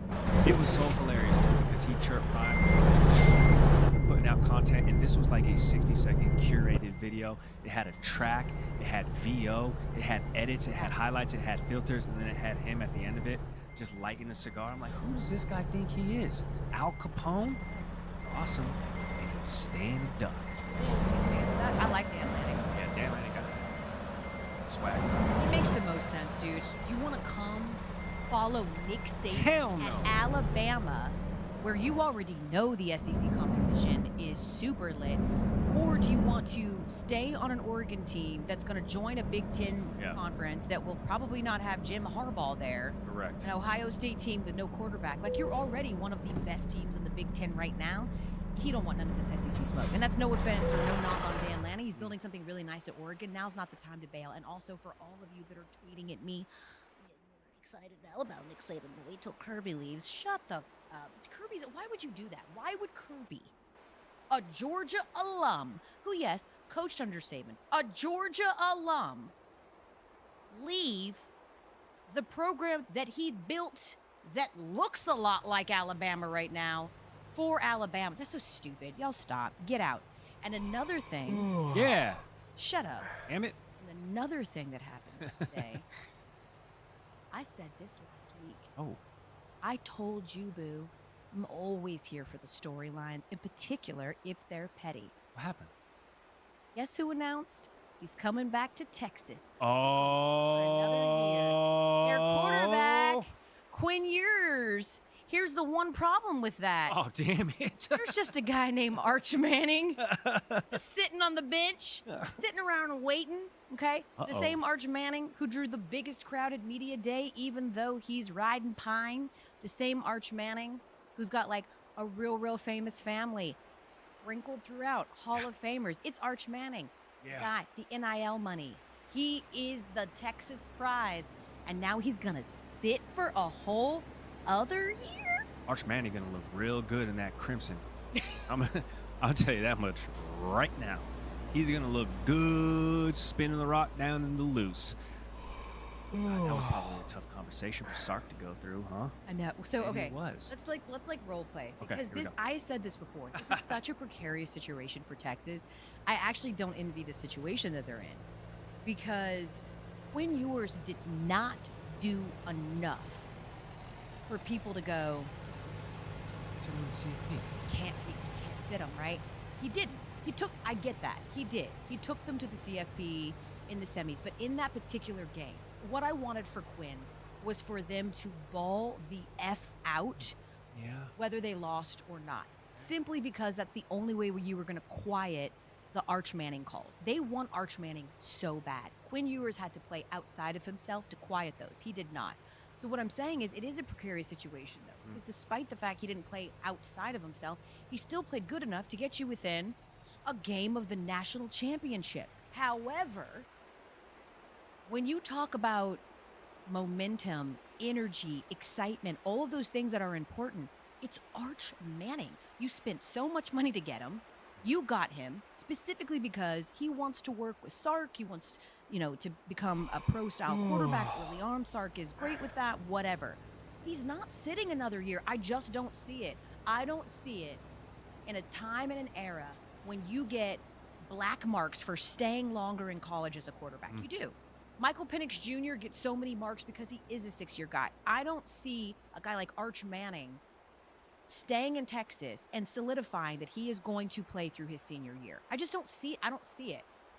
And because of that precarious situation, I can only imagine how much Texas was praying that Quinn Ewers would just move on.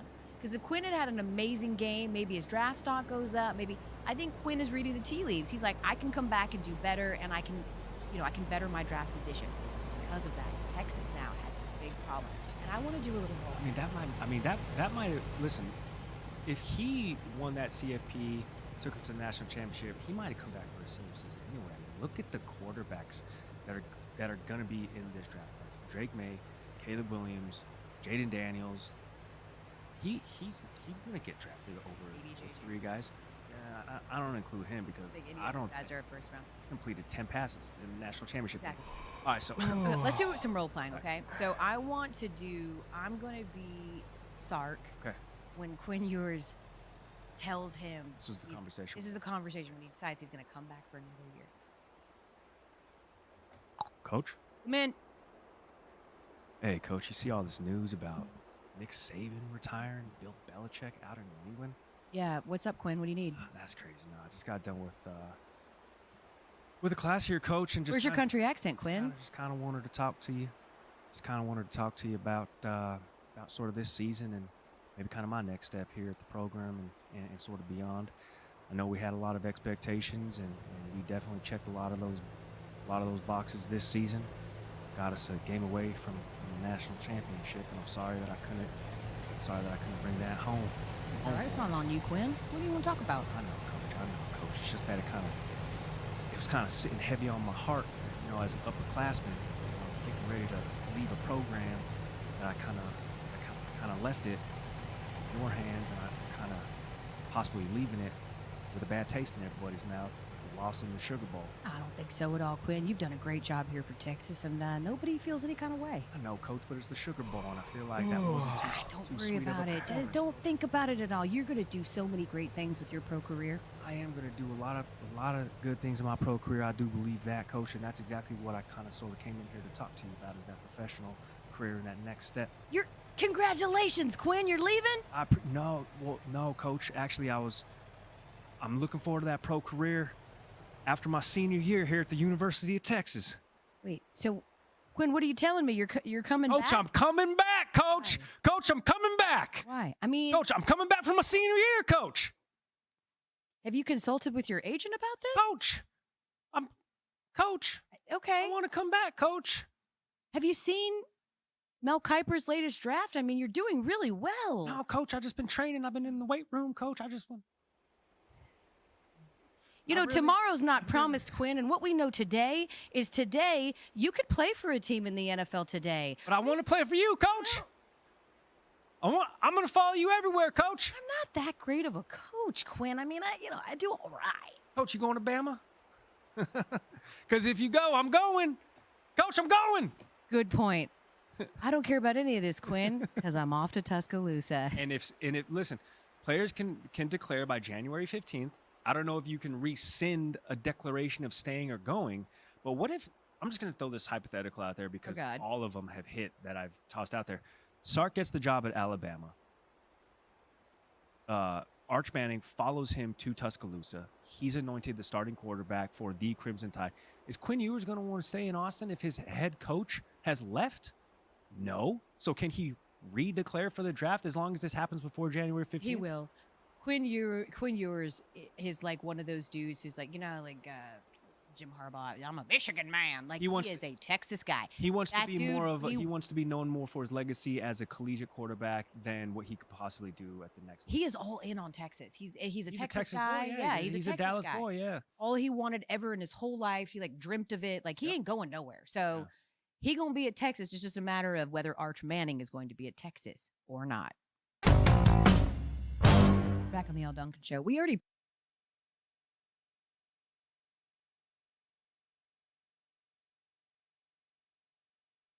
his band of characters. You can't put me on the list. Oh, my bad. I wasn't. Oh. Pat McAfee. Oh. I mean, it's just like pure entertainment. Yeah. It's wild. Mm-hmm. They go all over. The interaction with fans, it's a lot. Yeah. And I think that would be a good one. You got a whole crew. I got a whole crew. Everybody. And just objectively loved on it. Casting directors would love it. They're like, he's already got 7 people to cast. Done. I am going to go with Chris Fowler. Chris Fowler is like, Chris Fowler is ESPN's Bruce Wayne. This guy is mysterious. This guy is elevated. This guy is crazy and, well, not crazy, but this guy is like sexy and he's cool and he's mysterious and he lives in Miami, but he's hiking mountains. He's flying on PJs. I have a man crush on Chris Fowler. What am I going to say? Well, I'm not surprised because I told that to him once, my first national championship. Yeah, he probably ran. Gary Guy crushing on someone. Shocker. I'm choosing Monica McNutt. Oh. She's so fun. Okay. She's a really fun person. She's wild. Yeah, we need that. We need that. Right? You get your NBA perspective. She does a lot of things. She's just like a very fun, entertaining person. We need that. Okay. Yeah, you need her energy. You're going to like this one too? This one might be a bit of a homer pick for me. But I'm going Randy Scott. Okay. Right? Randy's very funny. The Datchler. Okay. And then you see him wrangling up the 3 kids. Because oftentimes we see all these people on TV and they're like, oh my gosh, they're flying on the PJs. It's the glitz and it's the glamour. But you need Jason Tatum. You need a Jason Tatum on this cast. You need a Jason Tatum that people can be relatable with. All right? Randy Scott doesn't own a snowblower. And he's got a big driveway. Yeah. You want to be relatable. Massachusetts. Yeah, what a freaking psychopath. So just one whole episode could just be this 40-year-old man just regretting. Taking out his driveway. Yeah, just every scoop of snow. That feels like something people won't watch, but that's fine. I was going to throw someone like a Kendrick Perkins in there. Okay. Again, like K-Perk is like funny and he's like interesting. Like his life is, I just want to know more. I have a wild card for you though. You ready? Because you said like Chris Fowler is mysterious and stuff like that. No. There is someone on campus here even that if you polled 95% of the people here, they would tell you they would want this person on a reality show because they know nothing about this person. They are the most mysterious. Oh, I know who you're talking about. Enigmatic I know who you're talking about.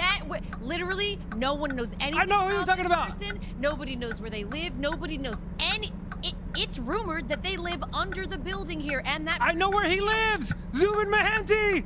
I know where he lives! I see Zubin all the time! Tell me he's not the most enigmatic figure at ESPN. Zubin Mehenti is the Rain Man, dude. I was his intern in Denver, and that guy is Zubin Mehenti. Exactly. Man. He is just locked. He doesn't have Twitter! He doesn't listen to music. He told me he doesn't like... I asked him, I was like, Zubin, what's your favorite kind of music? He's like, oh, I don't listen to music. Oh, that's so good. I was like, none? I mean, he has this, like, dungeon, we call it a dungeon, where he goes down and he watches, like, game film all the time. Nobody knows anything about Zubin, and that's why he's so amazing. You don't know if he's dating. You don't know anything about him. It's so good. You know nothing. The man even walks around our town fully suited. In jeans, a suit. middle of July. I'll be driving home. Zubin's taking his walk around the area we live, West Hartford, and he's just in jeans, long sleeve t-shirt in July. Here it is. And I'm like, I'm gonna go get him a bottle of water, turn around to give him a bottle of water, poof, he's gone. Yeah, he is. He's like a magician. So that's what I'm saying, folks. Give me a Netflix show where they just put a camera in Zubin Mehenti's den. Sort of feels illegal, but do that. Yeah. Or not Netflix. Get rid of the cast, it's just Zubin. And just let me learn about this man. You know what? Happy birthday, Gare Bear. Thank you. Still think it's selfish though. Take it up with him. Yeah, take it up with him. Got some free time now.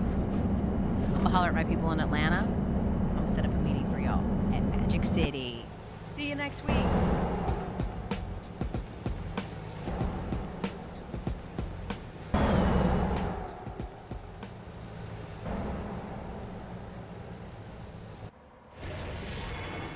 Pardon the interruption, but I'm Mike Wilbon, Pete Carroll, Nick Saban, and now Bill Belichick, Tony. All in their 70s, all moving on. Tony Kornheiser, are you trying to push me out? Come on in. You're not too old. Nobody's too old. Not on this show. Not people too young.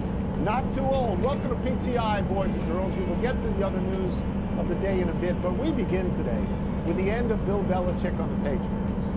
The coach with the most Super Bowl wins and Super Bowl appearances is leaving New England, where they all happened. Belichick and Robert Kraft shared a stage today but took no questions together. Belichick praised everybody he worked with in New England and said he will always be a Patriot. Kraft called him the greatest coach of all time. Move on, your thoughts on how this ended and what Belichick meant to the Patriots and the NFL. Tony, it really did seem to me sort of funereal. Just to me, this is how it struck me. And I realize that's not necessarily the case, and it seems like Bill Belichick's going to go on and coach somewhere else, and he still has quite the appetite for it. But watching Robert Kraft talk, and I was more interested in hearing Kraft talk. I mean, there's no point to hearing Belichick unless you're, in private with him. And I've had the luxury of having had that, the pleasure of having had that a few times in my life, where Bill Belichick's a real person, and he's not standing in front of a microphone where it seems like somebody's killing him to be there. So I liked hearing Kraft more talk about his appreciation for Belichick and how he hired him and his impressions of him when he came after a less successful stint in Cleveland and what it was going to be like to go out and try to find somebody else coming up. And I was interested in hearing, and I'm going to beat you to go to the glasses, sort of, kind of. I was interested in hearing the former Belichick players like Teddy Bruschi, Damian Woody, Louis Riddick on our air. Just talk about what he meant to them, how he changed them, what he was like during a week of preparation, what he was like during game day. I was interested in hearing or reading, listening to Tom Brady's tweet when he thanked Belichick, and it was long and it was appreciative and it was even loving, if I can use that word. So I'm just soaking in the reaction from people close to Belichick. It's a larger universe than people might think, but it's not all that large. It's football people.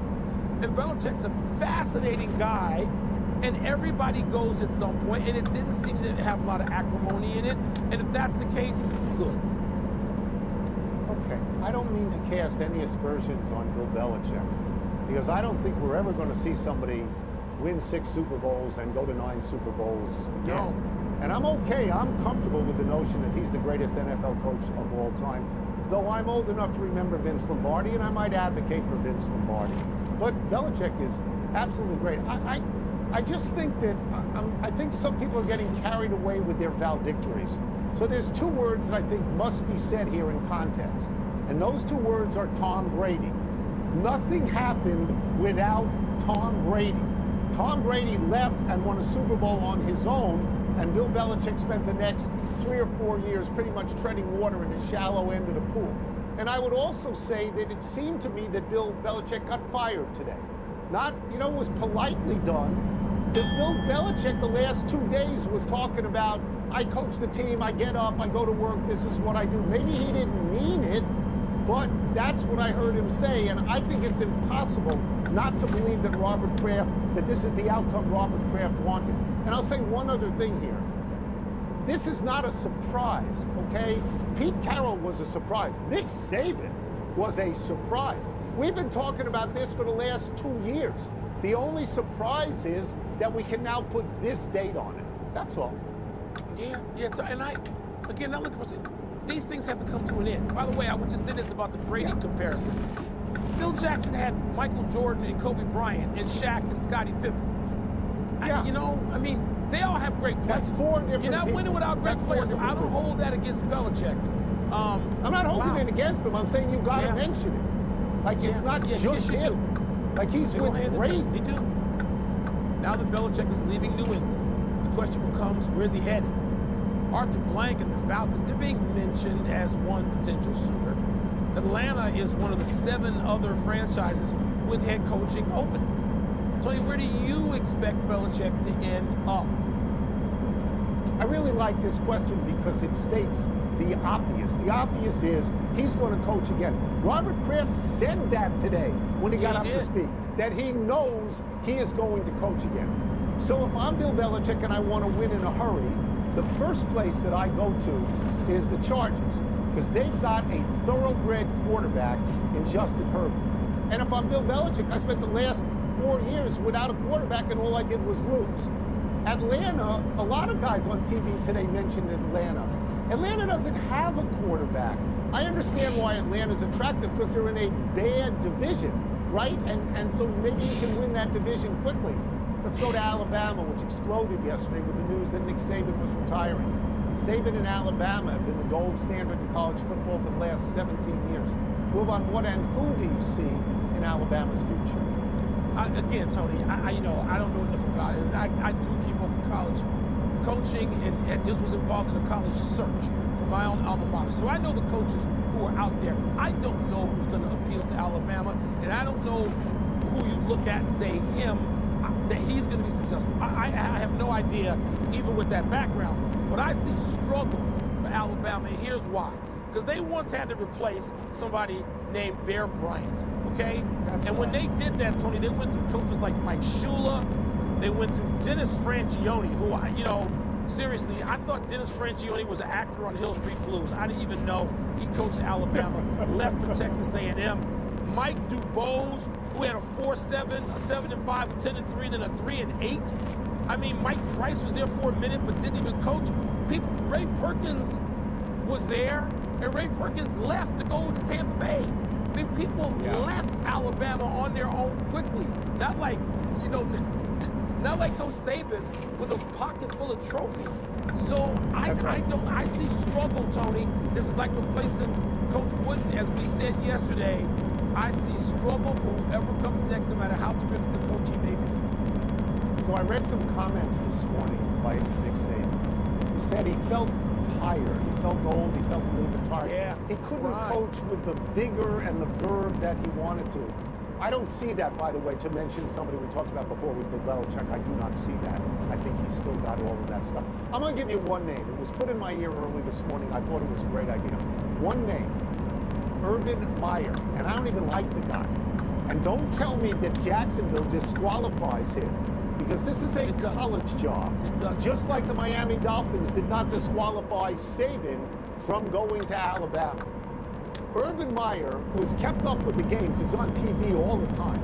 Urban Meyer has won championships at 2 different colleges. You know who's done that in the last 90 years? One guy, Nick Saban. That's it. That's the list. I'm going to tell you this, Mike. If they hire Urban Meyer and not a previous assistant to Nick Saban, he'll win a national championship in 2 to 3 years, and he'll figure out the transfer portal in 15 minutes. And I just think You got to hire somebody quick, or every 5-star is going to decommit by the end of the week. Let's take a break.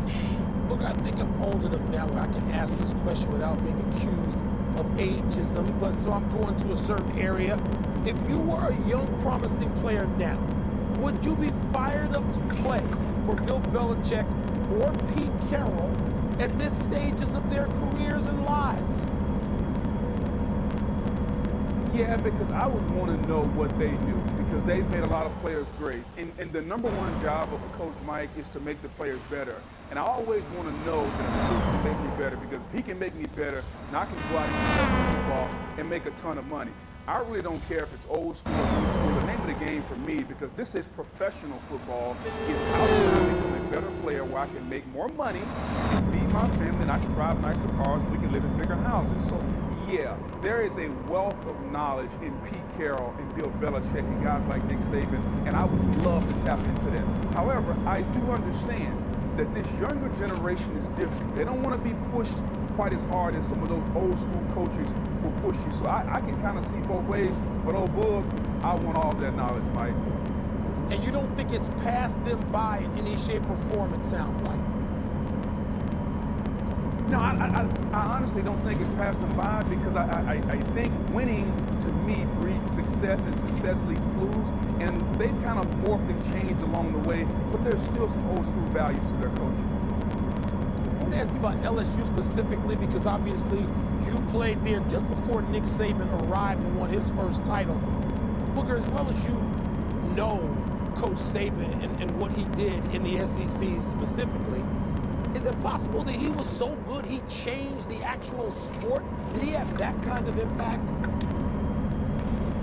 Well, what he changed is the ability to recruit. You know, we talk a lot about college football and what made Nick Saban great. 2 words: process and recruiting.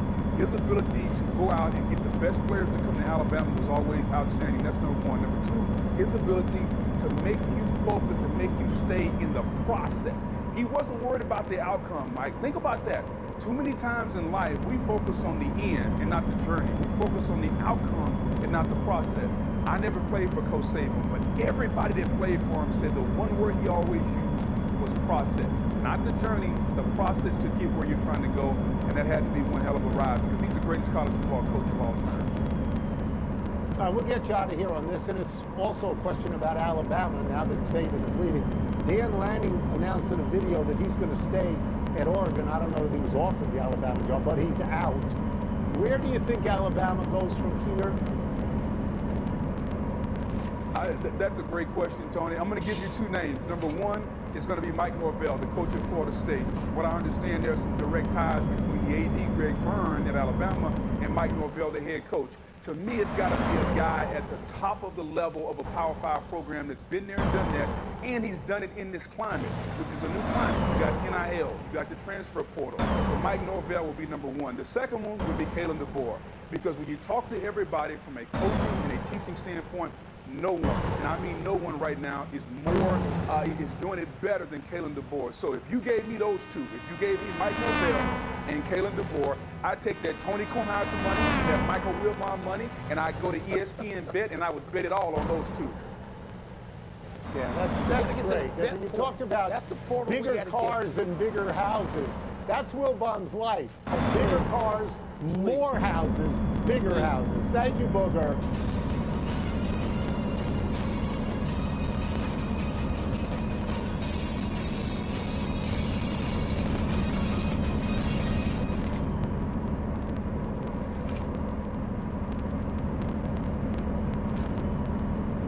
Perfect guest to put in perspective Nick Saban's place in Alabama, as well as everything going on in the world of college football. Nick Saban's first season in Alabama was Greg McElroy's in 2007. And Greg McElroy, who fresh off of calling Washington and Texas for ESPN and another college football season of expert analysis in the booth here on the Rich Eisen Show. How are you, Greg? Rich, it's a pleasure, man. It's a pleasure. I always assumed you were a Northwestern guy, though, since that's where you got your master's. Yep. So I figured wherever you were most recently is your alma mater. So to see you cross over to Jets/Michigan was convenient under the circumstances. No, that's one way. That's a nice hot take to start it off, Greg. So are you saying, like Joe Namath is one of the great all-time Los Angeles Rams? Is that what you're saying? No, I'm not even crazy enough to go that far, buddy. Out, I'm just how far you're willing to take your theory, But I am a proud Northwestern. Joe Montana, a great chief. Yeah, that's right. Let's not forget. So, your thoughts on when you heard Nick Saban was retiring yesterday was what, Greg?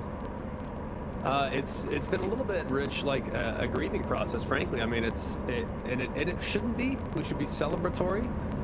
That was my initial reaction is, man, don't cry because it's over, smile because it happened, right? So cheesy, but at the same time, that was kind of the way I was trying to approach it. But it's just a huge loss for the sport.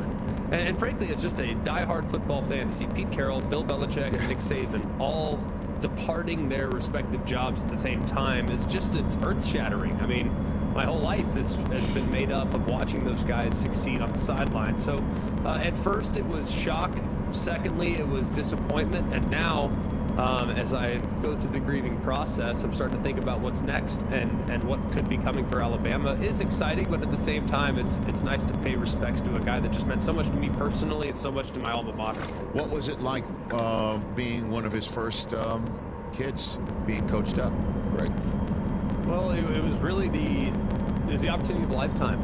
I mean, and he came in, and we all knew that he was a really good coach, and we knew he had an NFL pedigree, and we were very optimistic about the foundation he was laying. He put us through a lot. It wasn't always fun, Rich. It was not always fun, but we knew that if we worked hard and we did the things he asked us to do, the likelihood of success down the road was a real thing. And that was, I think, something that was so unique about the transition period, is that he just wanted to weed us out and see who could handle it mentally, physically, you name it. The first off season was grueling and probably about as painful as it could possibly get. We ended up losing the last 4 games of the regular season in 2007 because we just didn't have any legs. I mean, we were out of gas. Well, the next year we kind of understood how to go about it in a more efficient way, and we were able to manage it a little bit better. We ended up starting the season 12-0, but still couldn't finish. Lost the last 2 games of the season to both Florida and Utah, respectively, in the Sugar Bowl. So the following year, we knew we just had to do a little more, and we did. And we put everything into that season to beat Florida, to do the little bit extra, and ultimately get over the top when we won our first national championship there in 2009. But even the biggest Bama fan in the world probably wouldn't have told you at that point, hey, yeah, he's going to win 6 out of 12. To see the consistency and success without any drop-off. And Rich, you know what to me says the biggest story? It's not the top 10 wins, not the top 5 wins, not the 9 wins over the AP number 1, which is just a ridiculous number. In 17 years, to have 9 wins against the AP number 1 is absurd. But when you think about the fact that when you can actually count the losses and think, oh, well, that was a miraculous circumstance. Johnny Manziel played out of his mind. Cam Newton played out of his mind. You had a kick 6. You had multiple overtime losses where a team had to go for 2 and win it. I mean, it was just mind-boggling when you could actually point to the losses and say, yeah, that was a remarkable Herculean feat to be able to beat them and beat them the way they did. So he was an amazing coach, an amazing teacher, and a guy that I'm just so grateful to have had 4 years to spend with him. And the number of losses so few that the number of first-round draft choices he sent to the pros outstrips it. He has more of that than losses. It truly is remarkable, Greg. And you were the first quarterback to victory formation take a knee and hand a football to Nick Saban in a national championship game or BCS championship game, whatever you want to put it. What was that moment like for you? It was amazing. But the way he operated, and Rich, I think most successful people are driven this way. You've been around so many incredible people. You've been around Tom Brady. You've covered Tom Brady's career. You've covered so many people over the course of what I think is as good a career as you'll find in this industry. And the people that are different are the people that always have the mindset of, so what's next? It's like, all right, here's the Gatorade bath, coach. Here's the game ball. yeah, but, you know, we got to get on the ground recruiting tomorrow. And he was just wired that way. I mean, Tom Brady, I think, was wired that way to an extent. It's like, yeah, winning 3 out of 4 was great, but you know what? We really should win 4 out of 5. And I think that's the way he has kind of been able to recharge on an annual basis. And that's why this kind of takes everyone aback a bit, because you just felt like the only thing that would fulfill him personally and professionally is continuing to coach. But I think he recognized that as the game changed beneath his feet, the time that it would take for him to coach the way he wants to coach is no longer doable at 72 years of age. That's what I was going to ask you, Greg, is like, why now? Why do you think now? Is it the NIL, the portal? I mean, you know, there's no rules, and he looks around and he doesn't see anybody that's going to actually lead on that front to come up with the guardrails that could allow a full straight up competition to be on the same level for everyone. Is that what it is? No, I don't think. I think if you held his feet to the fire, he would probably say that might have accelerated the decision process, perhaps. I think the guardrails is something he's been clamoring for. I think that having rules and regulations that everyone would adhere to, applying maybe an NFL style to the college game with salary cap and management, roster management, all those things would be beneficial to the sport. But I really think that, and he said it to some of his inner circle, that it really came down to recovery for him. I mean, he's going to work 14-hour days. He arrives at the facility at 7 o'clock a.m. every day. Today, even the first day of his retirement, he arrived at 7:16 a.m. Central Time, which to me, that's him. You know, that's him. He's going to attack the day and ease into transition. But I think a guy that's going to work 14-hour days, for a 72-year-old, it's a lot more difficult to recover and give the same level of effort and intensity to the next day's preparation at 72. So I think it was more just the hours and not being able to give the same level that he has given for so many years. He only knows how to do it a certain way, and he can no longer do that. So while I do think that the NIL might have accelerated things, I don't think that was solely the reason why he decided to step away. Greg McElroy, former Alabama quarterback, now from ESPN, right here on the Rich Eisen Show. Let's talk about the what next, starting with Saban. What do you think? Is he going to start working at your 4-letter network? What do you think, Greg? Is he going to go to the media? Is he going to go with Miss Terry and go travel the world? What do you think? Well, he did go to Italy last summer and got a taste of it, and did not look real happy in those pictures. So Well, if you're not happy in Italy, then there's, you know, maybe you should retire. You know, just like really start focusing and buckle down on being happy. You know? Well, I think he ate a shaved turkey salad every day for lunch, and that was just the first of many courses at those Italian lunches. Okay. So I think it's fast. I mean, the guy is remarkably successful in everything he touches, whether it's his real estate. He owns Mercedes-Benz dealerships. He's very, very involved in multiple lucrative opportunities. I mean, he's a conglomerate in his own right. So he'll be very successful in whatever he pursues. If he does go in TV, I think he'd be terrific. As you know, I mean, the efficiency of the TV world is probably not something that it will take him time to, you know, get used to. But I also think too, there could be things on the horizon where he could become a commissioner of sorts, where he could be very, very instrumental in what the next version of college football might look like, assuming realignment continues and assuming we kind of morph more into a model that has 50, 60 teams.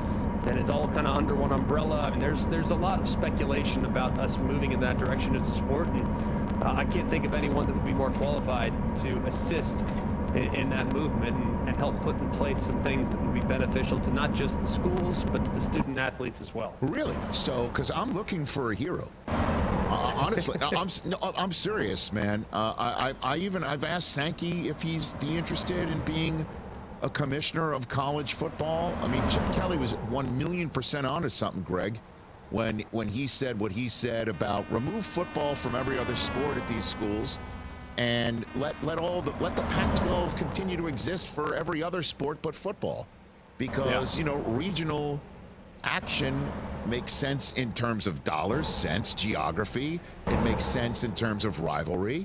It makes sense on every level. And football, let's remove them from it and then start getting some like-minded schools together. By like-minded, I mean revenue and issues about scheduling and NIL and portal, and come up with guidelines, not just for the schools, but for the kids need protection. How many kids are being told, we'll give you this money, we'll give you that, and then suddenly somebody enters the portal, takes their job a year later, and the kids are like now going to school 2, school 3. They'll never wind up with a degree. So, you know, somebody's got to step in. Are you saying that Saban could be that guy, and for what organization? Does it exist? I don't, it's something that is purely as I have the same concerns you do. I have the same hopes and aspirations that that's where we go in time. Mostly, I always look at it from a player's perspective. I think that'd be beneficial to the player to get clarity and to not have bad actors that are giving them misinformation. So I think Coach Saban, and I don't know if he has an interest in this, it seems like it'd be a lot of paperwork and something that might not be too intriguing for him. But as far as an advisory role, I can't think of anyone more qualified to help and assist in a transition that could take place in the next 5-10 years of college football. And then who's next for Alabama? Dan Lanning, everyone was already putting him in, you know, a script A pretty much, and he's staying in Oregon. He put out a video of him telling his players he's not going. Oh, what do you think? Well, I think that Dan Lanning was, you know, he was definitely on the short list of candidates, but his buyout is remarkably prohibitive. He's a really expensive option, and Alabama's flush with cash. There's no doubt about it, but when you start to think about, well, you got to pay the coach this, you got the buyout of this, and then you're taking away from NIL potentially, you're kind of robbing Peter to pay Paul.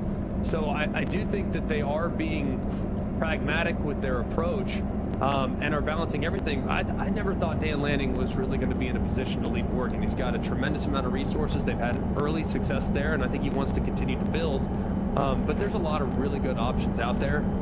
It's just a matter of what's valued by Greg Byrne and the small firm that's helping him, or the small committee of people that he's listening to kind of put it together. But the names off the top of everyone's head would be the usual suspects. I mean, Kalen DeBoer, Mike Norvell, all the same people that's on everyone's list. I would assume that the calls would be made there, but I'd make calls all over the place. I'd make someone say no before I moved on, because I think it is a very desirable job. And did you hear, Greg, Charlie Baker, who is in charge at present, the NCAA, saying that he thought Michigan won everything on the up and up. And I found that interesting, hearing the NCAA president say that. Greg, what are your 2 cents on that? They were a worthy champion to me.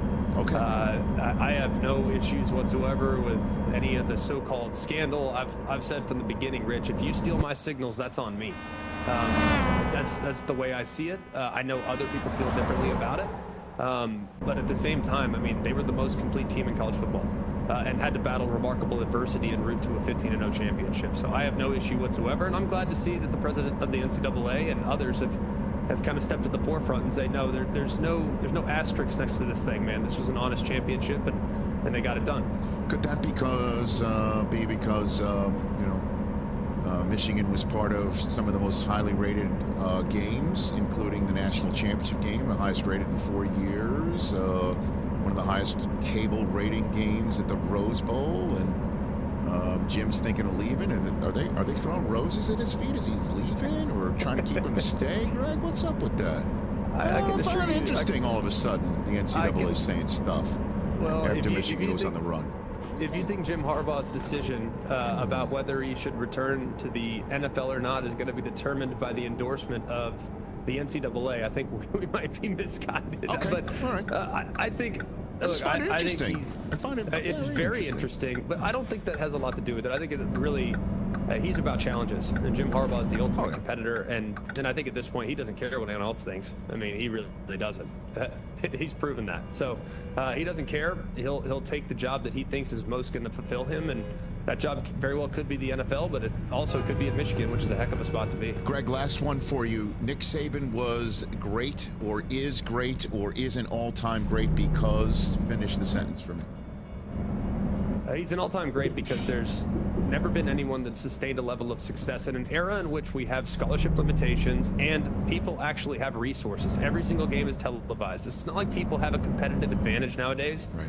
The playing field has been leveled over the last 20, 25 years. And we're no longer voting on championships. to an extent, right? I mean, we still have the 14 playoff, and people will say that, well, Alabama was given the benefit of the doubt on multiple occasions. But then again, when they got there, they took care of business. So I think as far as creating consistent excellence, there's nobody that's come close, especially in an era where the goods and bads and the great programs ebb and flow. And we've seen it happen multiple times with tremendous programs over the last 10, 15, 20 years. I mean, Texas has been down, Michigan's been down, Ohio State's had a bad year or two every once in a while. Bama hasn't. And I think that's a really difficult thing to do, to continue to create that edge the way Nick Saban did over the last 17 seasons. Always College Football with Greg McElroy is the name of the podcast that he is hosting. And Greg, I appreciate you joining us on this momentous day. And I, as you pointed out earlier, emotional day for you and everyone in Crimson Tide and the Alabama family. So I appreciate the time, Greg. Appreciate it. Appreciate you, Rich. Thanks so much for having me. It's an honor. Right back out. Thank you. Right back at you. That's Greg McElroy, at Greg McElroy on the old X machine right here. Catch the Rich Eisen Show every single day on the Roku channel, 12 to 3 Eastern, for free. Well, wait a minute. I'm hearing breaking news in my ear, and I want to make sure that I'm hearing this correctly. I will say it now. I am being told that the New England Patriots are hiring Gerard Mayo as the successor to Bill Belichick, per Adam Schefter. Go. It's really interesting because, like, they had a succession plan in his contract that told him he'd be the successor, and that was on file with the league office, which means they don't have to do other interviews. And you saw it, I think, in Baltimore when they moved on from Ozzie Newsome, Eric DeCosta as GM. So it seemed like it was pointing this way yesterday. It seems like in the building, it felt like it was pointing this way all year whenever Belichick stepped away. But Gerard Mayo, who's been on that defensive coaching staff for years, has been perceived as a successor, and it turns out that was the case. Let me read you everything I have, and then, Mike T, I'm coming to you. Adam Schefter, 1 minute ago on Twitter, it is a new era in New England. The Patriots have hired Gerard Mayo as their next head coach. He will be formally introduced at a press conference next week. At 37 years old, Mayo now will become the NFL's youngest head coach, taking over a title that Sean McVay had held since being named the Rams coach in 2017. Mayo is a month younger than McVay. Yeah, similar to what Grass said, Green, this was something that he has told people over the years that he was going to be the heir apparent. He was talking to people about putting his staff together. He has incredible leadership. He's a former linebacker, knows this program really well. So a lot of people thought it was not if, but when, and obviously they're not going to go through the search, which you're allowed to do if there's a contract in place. And, you know, this is New England's plan. You got to give them credit for continuity.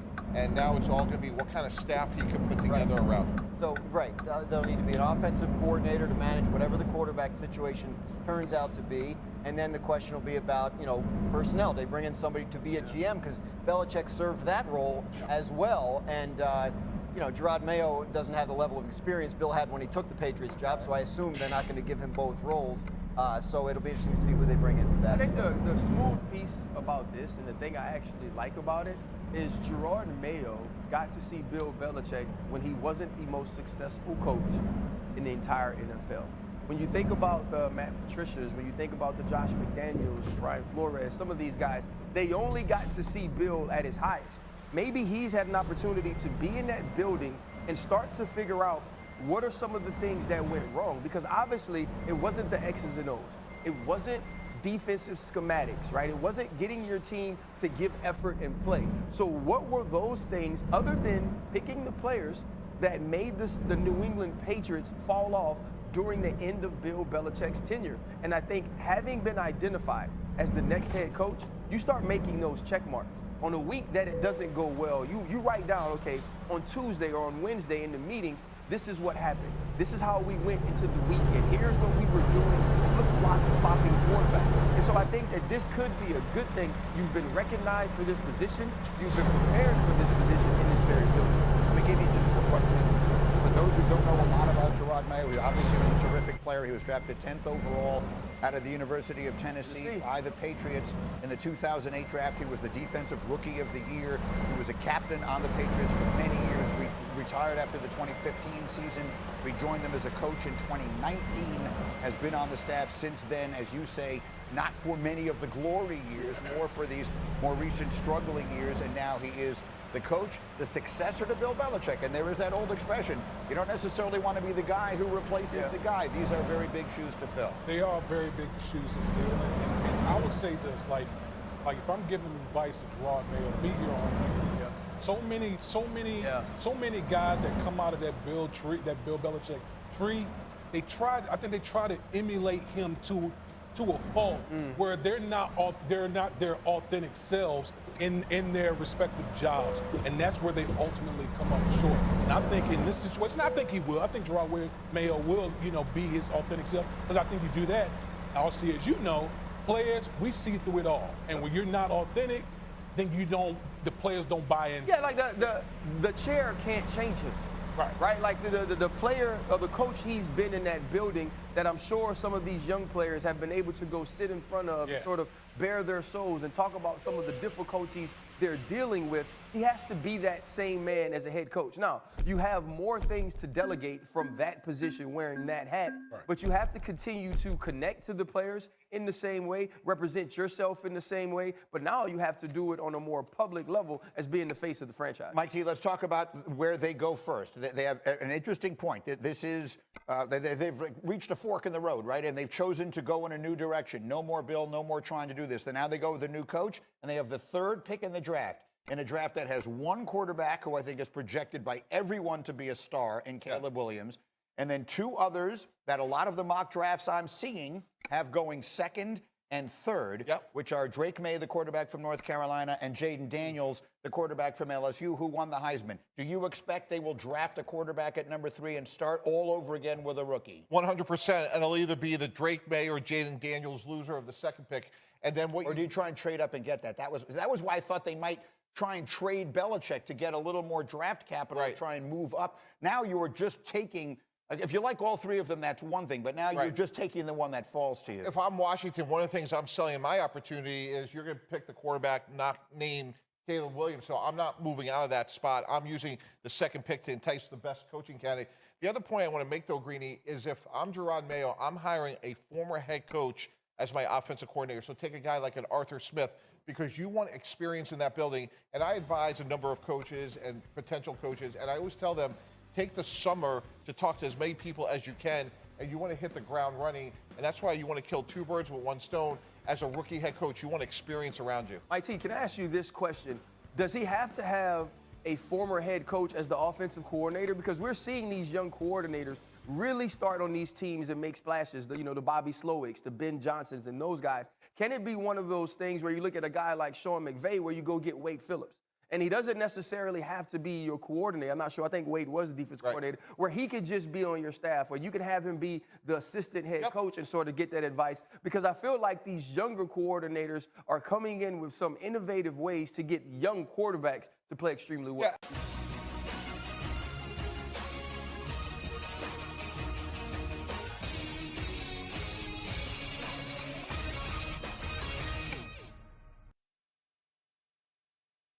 Belichick is no longer in New England.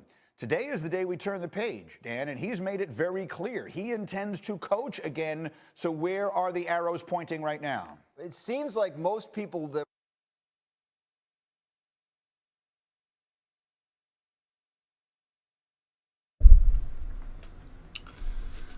All right. I'm finished. I just did a long delivery. I did the longest delivery and the most income. And yeah, that took about 2 hours in real time. Just about 2 hours in real time. It's just after midnight, so I think this is a great way to end this stream. Stream's almost 3 hours, so yeah, I knew it wouldn't be this long.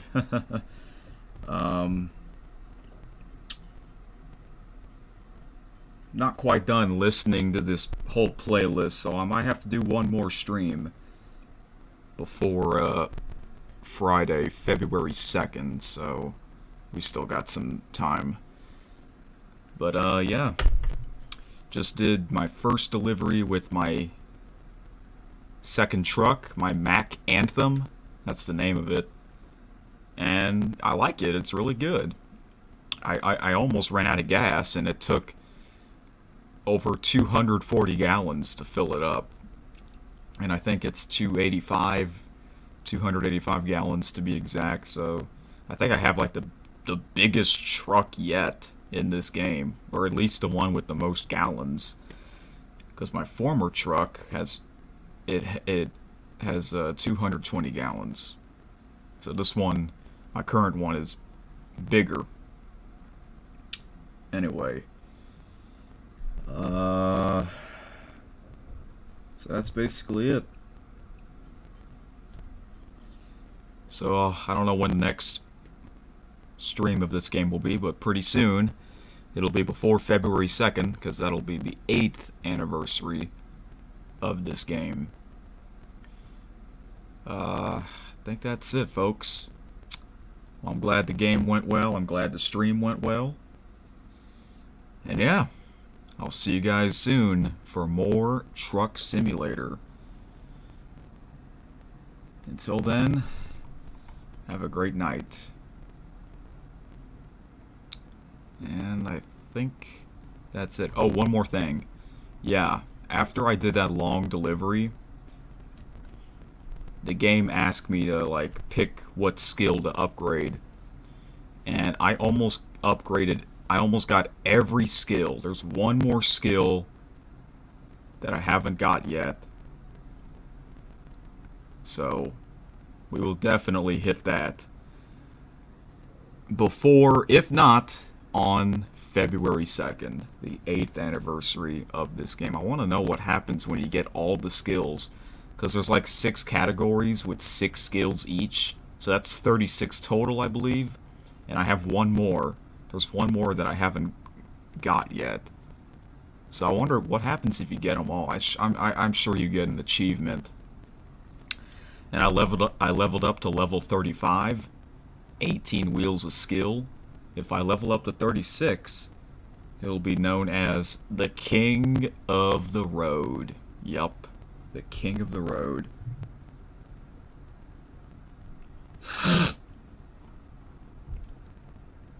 So, yeah. Anyway, that is it. So, I'm glad this went well. So I'll be back pretty soon, before February 2nd. And yeah, I might just do long deliveries until I do the very longest one possible. I don't know if it'll be a delivery or just a regular drive. It might as well be a delivery, why not? This one took about 2 hours in real time. I'm guessing the longest one possible will probably take maybe 3.5 to 4 hours.